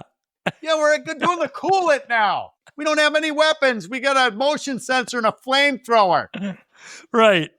Yeah, and this is where we're reminded that the sets are just either dark and metallic and just cold, or white and streamlined. So it's almost like the white is safety in a sense, and the dark is not. So Parker and Lambert are in the midst of doing this, and then we start to hear the stuff on the soundtrack, the everything, and we get it unfurls kind of. And this, I will say, Eric, the editing on this, I don't know what cut you watched of the movie. I just watched the theatrical cut, but you can tell when you're watching it, I think with you and I, the way we watch a movie, this section, they're really cutting and showing you just little bits of things and cutting back to Ripley and cutting to them in pieces here. They're really stitching it together. Some confusion because they decided not to use some of the bits, but there's a spotlight on not Parker, but Lambert, the spotlight, which I love. And then you see, which is like a jolted shadow of the alien. So you're seeing the shadow of the alien, which is really cool. And then, it's cut because they used the alien wraps its tail around her leg. But, if we're diving in, that scene was actually for Brett. That was Brett's legs. So okay. That wasn't, they just added it in there. So there is a little confusion in this scene, but what I like is you don't know what's going on sometimes. Correct, right? It works in that way, and Veronica Cartwright sells it. She is terrified. He can't do anything. She is so terrified because the thing lifts up. It's right in front of her. It stands up, like I said, full height, and so Parker is yelling, "Move, move!" Which is weird. So I think he wants to shoot it or blast it with the flamethrower, but she's paralyzed. She can't move. Yeah. So he goes to hit it. Yeah. And this is the first of many, just so you know, dozens of the tail whip. The alien uses its tail and whips him across the room.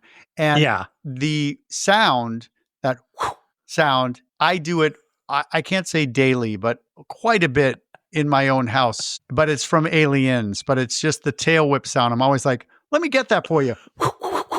So, it gives him a little bit of a beating with the tail. Then it grabs him. And this is where we see the double teeth. Yeah, and that, like you said, that just dripping saliva.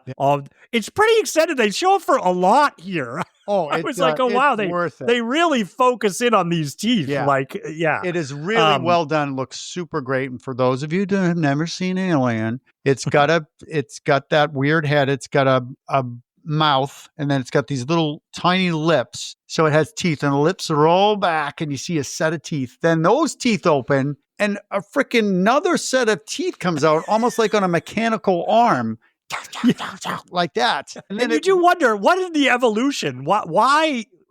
It's so confusing that you're just like, what is this thing? If you're looking back to our creator, this is a penetrative device. Yeah. So he grabs, just weird, but so cool. And he grabs Parker, and then you see that this thing retracts and then punches into whatever part of him, like a big fleshy piece. And like I said, a lot of cuts here. Yeah, but you hear, what I love is you hear Ripley, you see Ripley in the other room, and she can hear on the monitors them being, killed. And it's weird sounds. It's like, it's just really, really creepy. Yeah. stuff. And then we the cut of Lambert as the tail kind of goes between her legs and is going up. And then do we see her get lifted up a little bit here? No. Is that it? Or, no, we don't see it cuts. We just see it coming towards her, and then we hear her go, and it's gone. Yeah.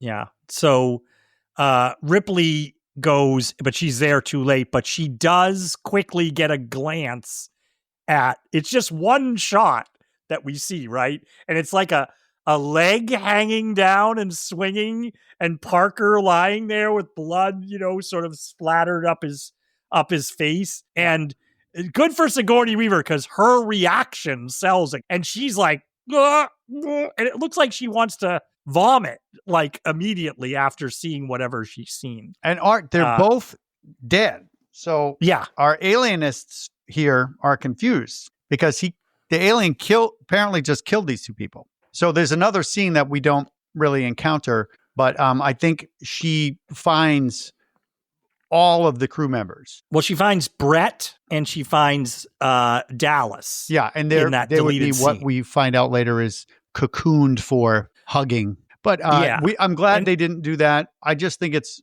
like, what did the alien do with the other crew members? Why did he kill these two? Would he take the others? Did he eat them? We don't know. Yeah. And in this alien, we don't know, and we never know. Yeah. We don't know. In that deleted scene, Dallas is sort of, they're strung up. It's all sticky and everything. And then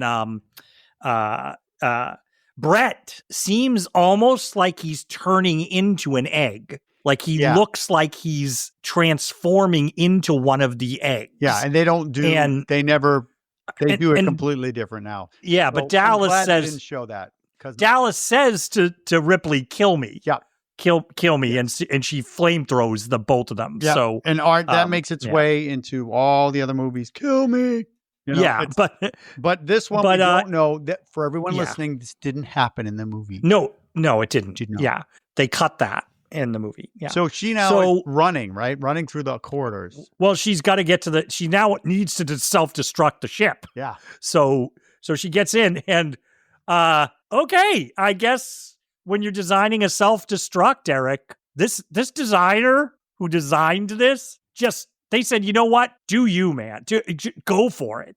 Go, like, designing the self-destruct mechanism, Art, right? This is a process that you have to go through you don't just pull a switch. And fun fact is, my son Phoenix, and if you're listening, Phoenix, awesome. But Phoenix showed me this game called Alien Isolation. And I don't know how old it is. It's not that old, but you have to go through the process of this. And they took it right from the movie. You have to do all the same stuff. You have to pull the levers, turn this, push this down, and everything's going, and the whole time you're avoiding the alien. And all you have is a flamethrower to ward it off. You can't kill it. Mm-hmm.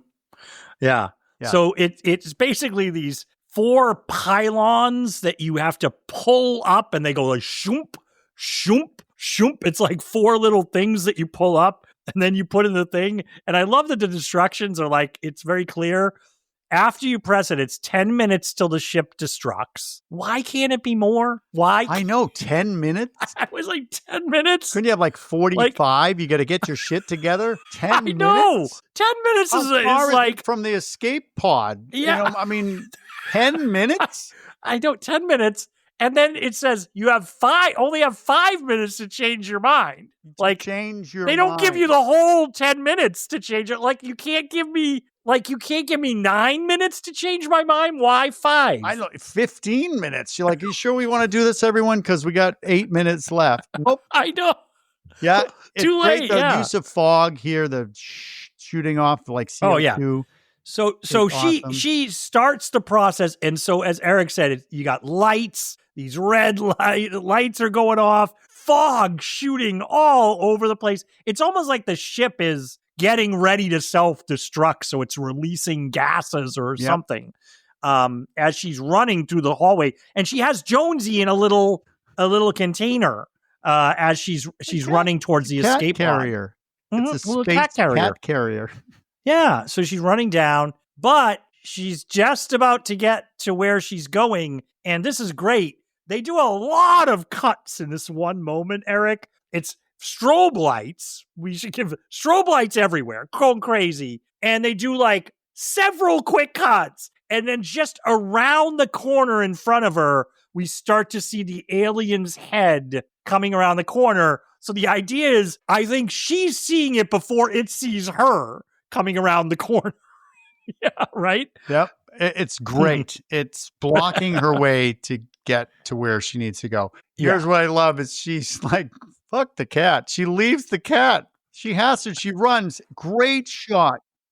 Great shot of the cat in the cage, and the alien just leans down and looks at it. I just love that shot where you're thinking, oh, is the cat, is he going to chew on the cat? So she's like, I can't get to the escape pod. I got to shut off the self-destruct. But as we pointed out, you only got 5 minutes. And apparently it was 5 minutes to the escape pod, or 2 minutes maybe to the escape pod. She's got to get back. And she gets back and it's counting down and counting down and counting down. And she's lowering those things. She's even pushing them down. It's like, come on, faster. mother. Calling her a bit. You bitch. And I think she made it. But the thing goes, do you think she didn't make it? Yeah, I guess she didn't make it.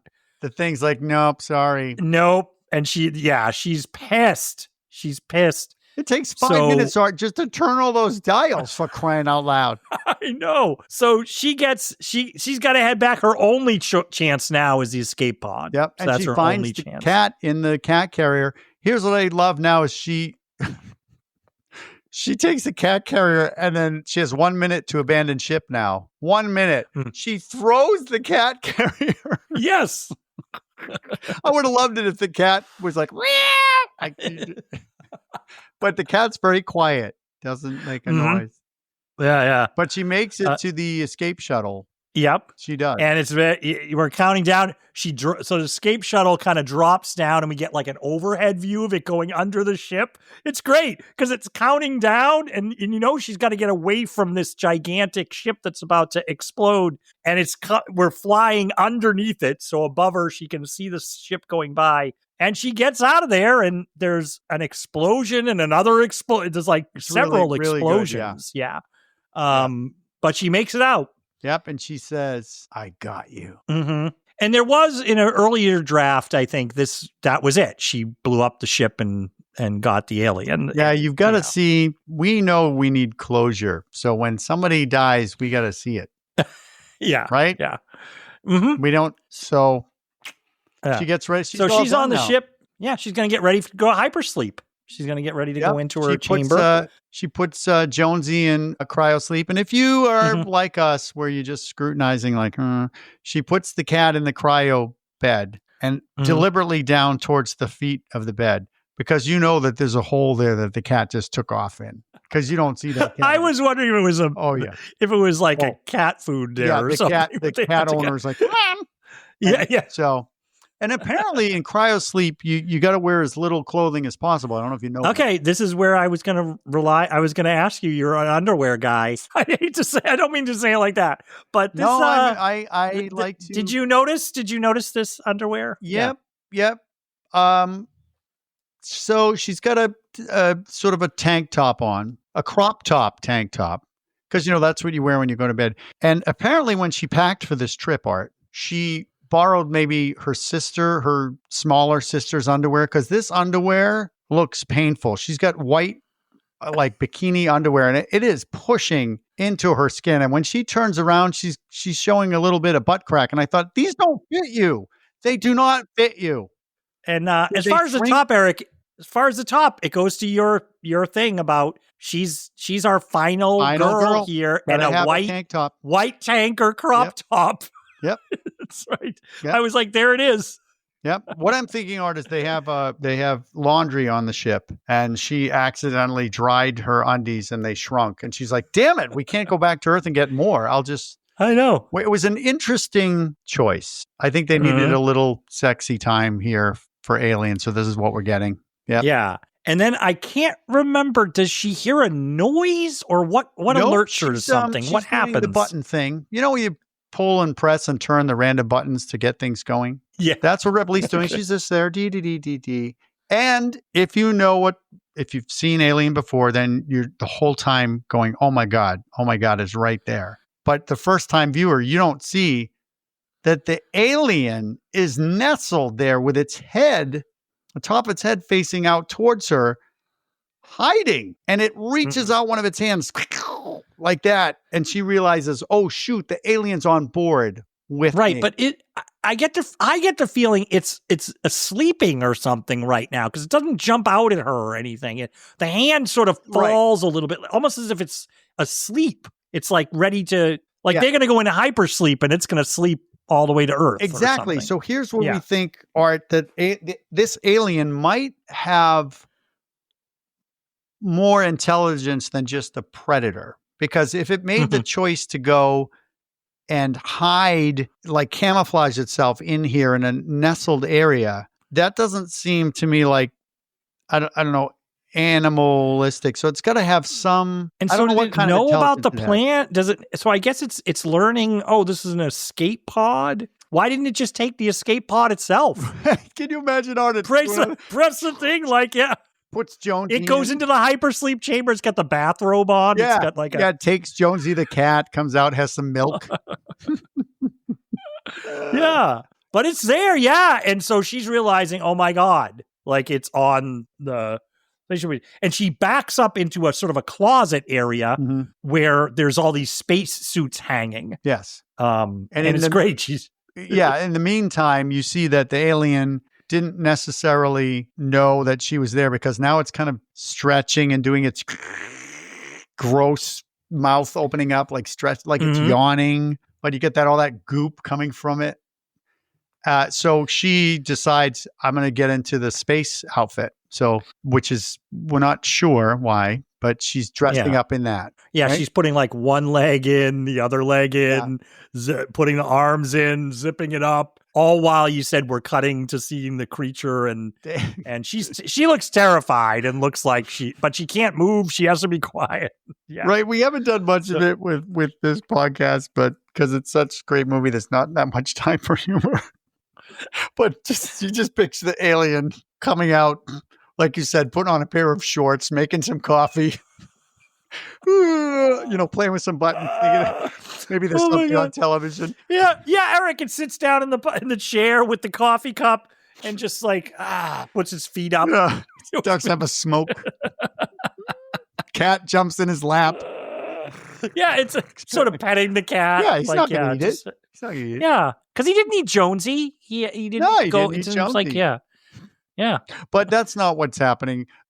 No. She has a plan here. Yeah, she has a pretty good plan. It's like a harpoon gun. I guess they have that. Yeah, I guess they have those on the ship. It's like you said, flamethrowers and grappling hooks. Yeah, it's what Luke Skywalker would use, except bigger. Oh, yeah.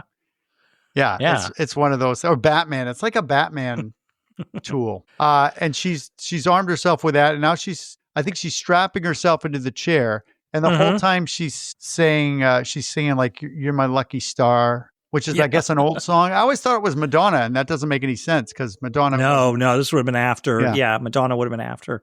But yeah, so her plan is open up the door and the space will suck everything out of here that's not held down. So yeah. And she starts pressing these buttons. I love in Alien, you never know what these buttons are for, what they do. They're not frickin' labeled, but everybody somehow knows what they do. And sometimes they have weird writing on them. Yeah. Yeah, they sometimes they'll have like a symbol. Yeah. My kid would know. He would know. But she's pressing them, and then you see these like CO2 psh, psh, going off near the alien. So it seems like she's trying to roust it out of there. Yeah. Mm-hmm. And she does, because she hits one and the alien gets blasted with CO2. It gets pissed. Yeah. It's like, what the fuck? Yeah. He's like, comes out, son of a bitch. Who did that? It's like at camp when you throw cold water on somebody who's sleeping. I want to know who did that right now. It's a prank video. They put it on TikTok. Like Ripley puts it on TikTok. Watch this. Like,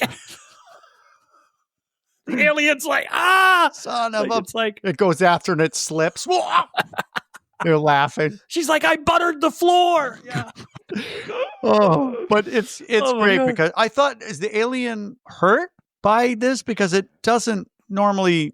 This alien. I don't think it's hurt. I think it's just it was starting to sleep, and now it's like, angry. What the hell is going on? Yeah. So it comes out, and she hits the airlock. It opens up. Yeah. But last minute too, it's another great, they do a lot with the close-ups of the face, but she's in the spacesuit and she doesn't turn her head. She doesn't turn the spacesuit head. She turns her head in the spacesuit. And right there is the alien going, like ready to get her. And then she hits that airlock. Yeah. Yeah. Doesn't have a catchphrase when she hits the airlock. Thank God, Art. Thank God. Right? You're blown away, sucker. I don't know. Chomp on this. I get none of that. Yeah, no catchphrase. But it gets sucked out. But here's where I'm thinking it's got skills, because it stops itself from getting sucked out. Mm-hmm. Right? Yeah. It's not like an animal that wouldn't know what the heck's going on, and it clearly stops itself. But she had that harpoon gun that we remember. Mm-hmm. Oh. She shoots with our harpoon gun. Poof. Close the doors, but harpoon gun gets stuck in the door. And it's now, I guess it can survive in space. It's not going to kill it. So it works its way over to nestle in the engine in the back. Yep. So so Ripley's still got a problem because like if she goes to Earth, it's like still on the spaceship. Yeah, it's almost like it's trying to get in through the engine. But I think you're right. Maybe it's just like, I'll just hang out here then. Fine. I'll be outside if you need me. But she hits the engine buttons. Mm-hmm. And I love the shot because you see the full figure of the alien, and it's kind of just, it's getting blasted away. Not destroyed. It just goes off into space. Yeah. So does fire destroy it? We don't know. See it get evaporated. We just see it kind of getting shot away. And that's a big ass engine too. So yeah. But and then the alien's gone. Yeah. Yeah. And Ripley is going to do her last log in the thing. Yeah. So. She takes Jonesy out again. Jonesy was sleeping. I don't know why she woke him up again. Yeah. Mm-hmm. But yeah, she does do you have that whole bit? I don't have the whole bit. Okay. Well, I mean, she basically is like, we lost all these people. They're dead, and the ship's destroyed. And then she says, this is Ripley, last survivor of the Nostromo. And I love how she says that, Nostromo. Signing off. And then she says something to the cat, right? And then she goes in the cryo sleep. And it's a really nice shot zooming in on her sleeping. With the cat. And there's no like, but wait. It just turns into there's no we don't then see the alien like stop in space. Yeah, pops up and like in space and go like and then like, or, I don't know, like a alien stuck on an asteroid. It's like, damn it, now I have to wait for another ship. I know. Yeah, no, that's the end. Now, originally, Eric, she was gonna die. Oh. They were gonna have the alien. Yeah, the studio. They wanted the alien to one of the drafts was it would literally bite Ripley's head off. And then, I'm not kidding you, and then her last transmission was the alien talking in her voice. Yeah, no. They were like, no. Ridley Scott, No, I think, was like, can't. no. No. Yeah.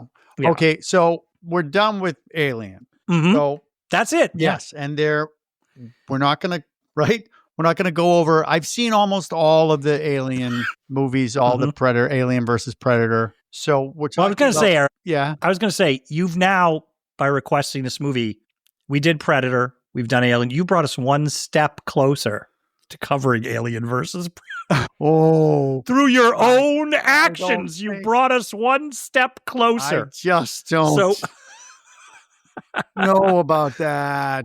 Okay, no, I'm just saying. So what we have here is an iconic movie that they expanded on. And then there's lore. They explain a bunch of stuff. I think they go too far with some explanations. I don't need to know I forget what it's called now. All of your alienist people are going to be like, you should know what it's called. But the guy in the chair is called the Space Jockey. Thank you, the Space Jockey. And then we find out about that guy. We don't need to. So if you are like, Eric, Art, help me to go through Alien, is Alien, do that. Mm-hmm. Then do Aliens, which is just picture this, but it's action now. And now it's an action movie. And they give you all the stuff you want. It's Aliens. But they don't give you... And Sigourney Weaver is great in it. And Sigourney Weaver got an Oscar nomination. Yeah, and Bill Paxton. Yes. But really, really well done. Directed by James Cameron. So it gives you more, but doesn't ruin it. Then forget the others. Forget Alien 3 and Alien just for all that crap. But if you want nostalgia, then Alien Romulus, which I forget. I'm sorry. I forget where in the timeline it takes place, but they bring back all the stuff you want. It's not a reboot, but they do too many nods. Like they add all these lines that you don't need in there. You get Ash back. Oh, but I didn't know that. I haven't seen Romulus yet. It's a CG version. Then you got to see it, Art. You got to see it. Okay. But right. I would say see those and just leave things in mystery. Yeah. Leave it. So what you're saying is if you look at the list of sequels and you're overwhelmed, stick with those. Just do those three. Yes. And now I'm watching is it Netflix or Hulu? Has another one. It's called Alien Earth. It's a series. It's a series, and I'm watching it, and they rope you in because they're giving you what you want. But how many synthetics do we need? How many androids? And they're going so heavy on the androids. But they're introducing new monsters, which are kind of fun. I don't know where it's going. I don't know if it's necessary. But I would say Alien Romulus, you could stop there and see 3 movies, and then move on to Nightmare on Elm Street. I don't know. But what do you think of Alien, Art? I love this movie. I remember when they released the director's cut in theaters, I went to see it, which is strangely not much longer, or it's about the exact same length as the theatrical cut. Yeah, it's a little shorter. Of the movie. It's a little shorter. He just did some things in the editing on that, but that did include the one I saw did include the Brett Dallas scene on there, which Ridley Scott strangely does not like, but he included it in the director's cut because they shot it and I think he wanted to have it in there, but he said he thinks it ruins the pacing near the end to suddenly have that there. I also think he was like, oh wait, I can make even more money because everybody's going to see it again. Yeah, exactly. But I remember seeing that on a big screen. And you are so, like you mentioned even at the beginning of this movie, the slow tracking shots through the ship, you're really drawn in by all the atmosphere. I'm going to second what you said at the beginning. Just the production design of this movie is, this sounds cliche, out of this world, but it's amazing how well that carries through and still holds up today. This movie is suspenseful. It's scary, really scary at some points. And also, I think it's early on. As you said, some of these sequels build some lore into it and complex things. But this is a pretty streamlined sci-fi-ish horror movie that moves fast. Once it sets you up on all that suspense at the beginning, it goes really fast through the second half of this movie. It's like boom, boom, boom, boom, Yeah, boom. for a 2-hour movie. It really cruises. You don't realize that you're watching like a 2-hour movie. And I think the performances are great. The performances are keyed just right. There's not a bad note in the whole cast. Everybody's good in what they're doing. And the direction, I think, working with what he had, which was pretty good. They had some great imagery from H.R. Geiger here that they were using with these creations. And then where it was going to fall short, from seeing some of deleted stuff, he worked with that editing so well to just create fear and tension and those attacks that you are terrified. I remember that when I first saw it, it was a long time between when I saw it on that HBO screening when I was a kid and then seeing it again. And I remember watching it more as an adult and going like, oh, that's funny. In my memory, there was so much more in some of those attacks that happened that my memory had filled in that isn't there. So brilliant direction. I think Ridley Scott did a great job. And I would say, I recommend you watch Alien if you have not seen it. It is a classic movie for a reason, and you will not think this is an old movie from the 70s. You will not think that when you watch it. You will think, as Eric said at the beginning, I'm just gonna double down on what he said. You will think it was made yesterday. You will. So go see Alien if you haven't seen it. Yep. Yeah. And I think what helps with that too is all these different, there's that word again, these different versions of Alien or the ones they're making now, they still use that old technology because sometimes it takes place in that time. So the computers that you see, you just buy into, these are the computers. Like it's it's just that black screen with the green letters or the lights for no reason. I love that. Or the CO2 for no reason. You're like, what is that? So I loved it. I love it. I definitely would watch it again. It's great. And it makes me, I had an Alien that I got for Christmas and it was 18 inches high.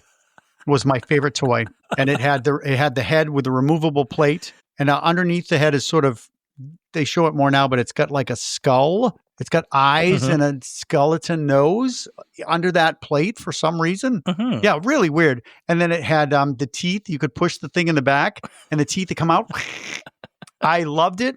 I would play with my Star Wars and Micronauts characters with my brother, and the alien would come in. And I said, look, we can finish it where they defeat the alien, but it never gets killed. It always has to be blasted away. And then I had it on my shelf one day and it fell off and the head broke. Yep. But it is available somewhere. And acid came out of it, Eric, and burned right through the floor. Yeah, it was in the attic. I was living in the attic at the time, but all the way down into the cellar. Hole's still there. Yeah. You can look right up. But I love it. Great. Yeah. So we both love Alien. Yeah. I love talking about this with you. It's too bad that we don't. We're just lax on creating a rating system for the podcast so that we can just give it a flat out rating on this one because we both liked it so much. Yes. Well, we have a rating. You fool. Oh, okay. Oh, yeah. Did you look at your notes ever? I didn't. I'm sorry. I'm behind on my email. So the rating would be I would say 10 out of 10 tidy whiteys. It's 10 out of 10. You got another one? Yeah. It's 10 out of 10 melty pens. Or if you really want to just go for it, it's 10 out of 10 Facehuggers. I mean, come on. Yeah, you gotta be. This gotta be. And that's a good one we can use for every movie that we do. This movie hugs my face, 10 out of 10. 10 out of 10. Yep. Great. Oh, that's our rating. Yes. That's the highest you can go. 10 out of 10 Facehuggers. So Eric, we'd love to hear what other people think about Alien. And we just love to hear from you about what you think about the podcast or any movies that you would like to hear us cover on the podcast. You can reach out to us through our website, midnightcinemapod.com. You can listen to us on any podcast platform, Spotify, Apple Podcasts. We're out there. If you listen to us, please take the time and give us a rating or a review. That really helps us get the word out. You can follow us on Facebook. If you want to see video clips of our beautiful faces, you can see them on YouTube or TikTok, where we post some clips sometimes of our podcast here. And so, Erik, I had a really great time talking with you about Alien this week. And I can't wait till next week when we talk about another... Are you okay? Yeah, what were you going to say? No, I'm just going to wrap up here, but you look like Erik. We'll see you next time on another Midnight Cinema. Erik, what's happening? What's coming out of you? Erik!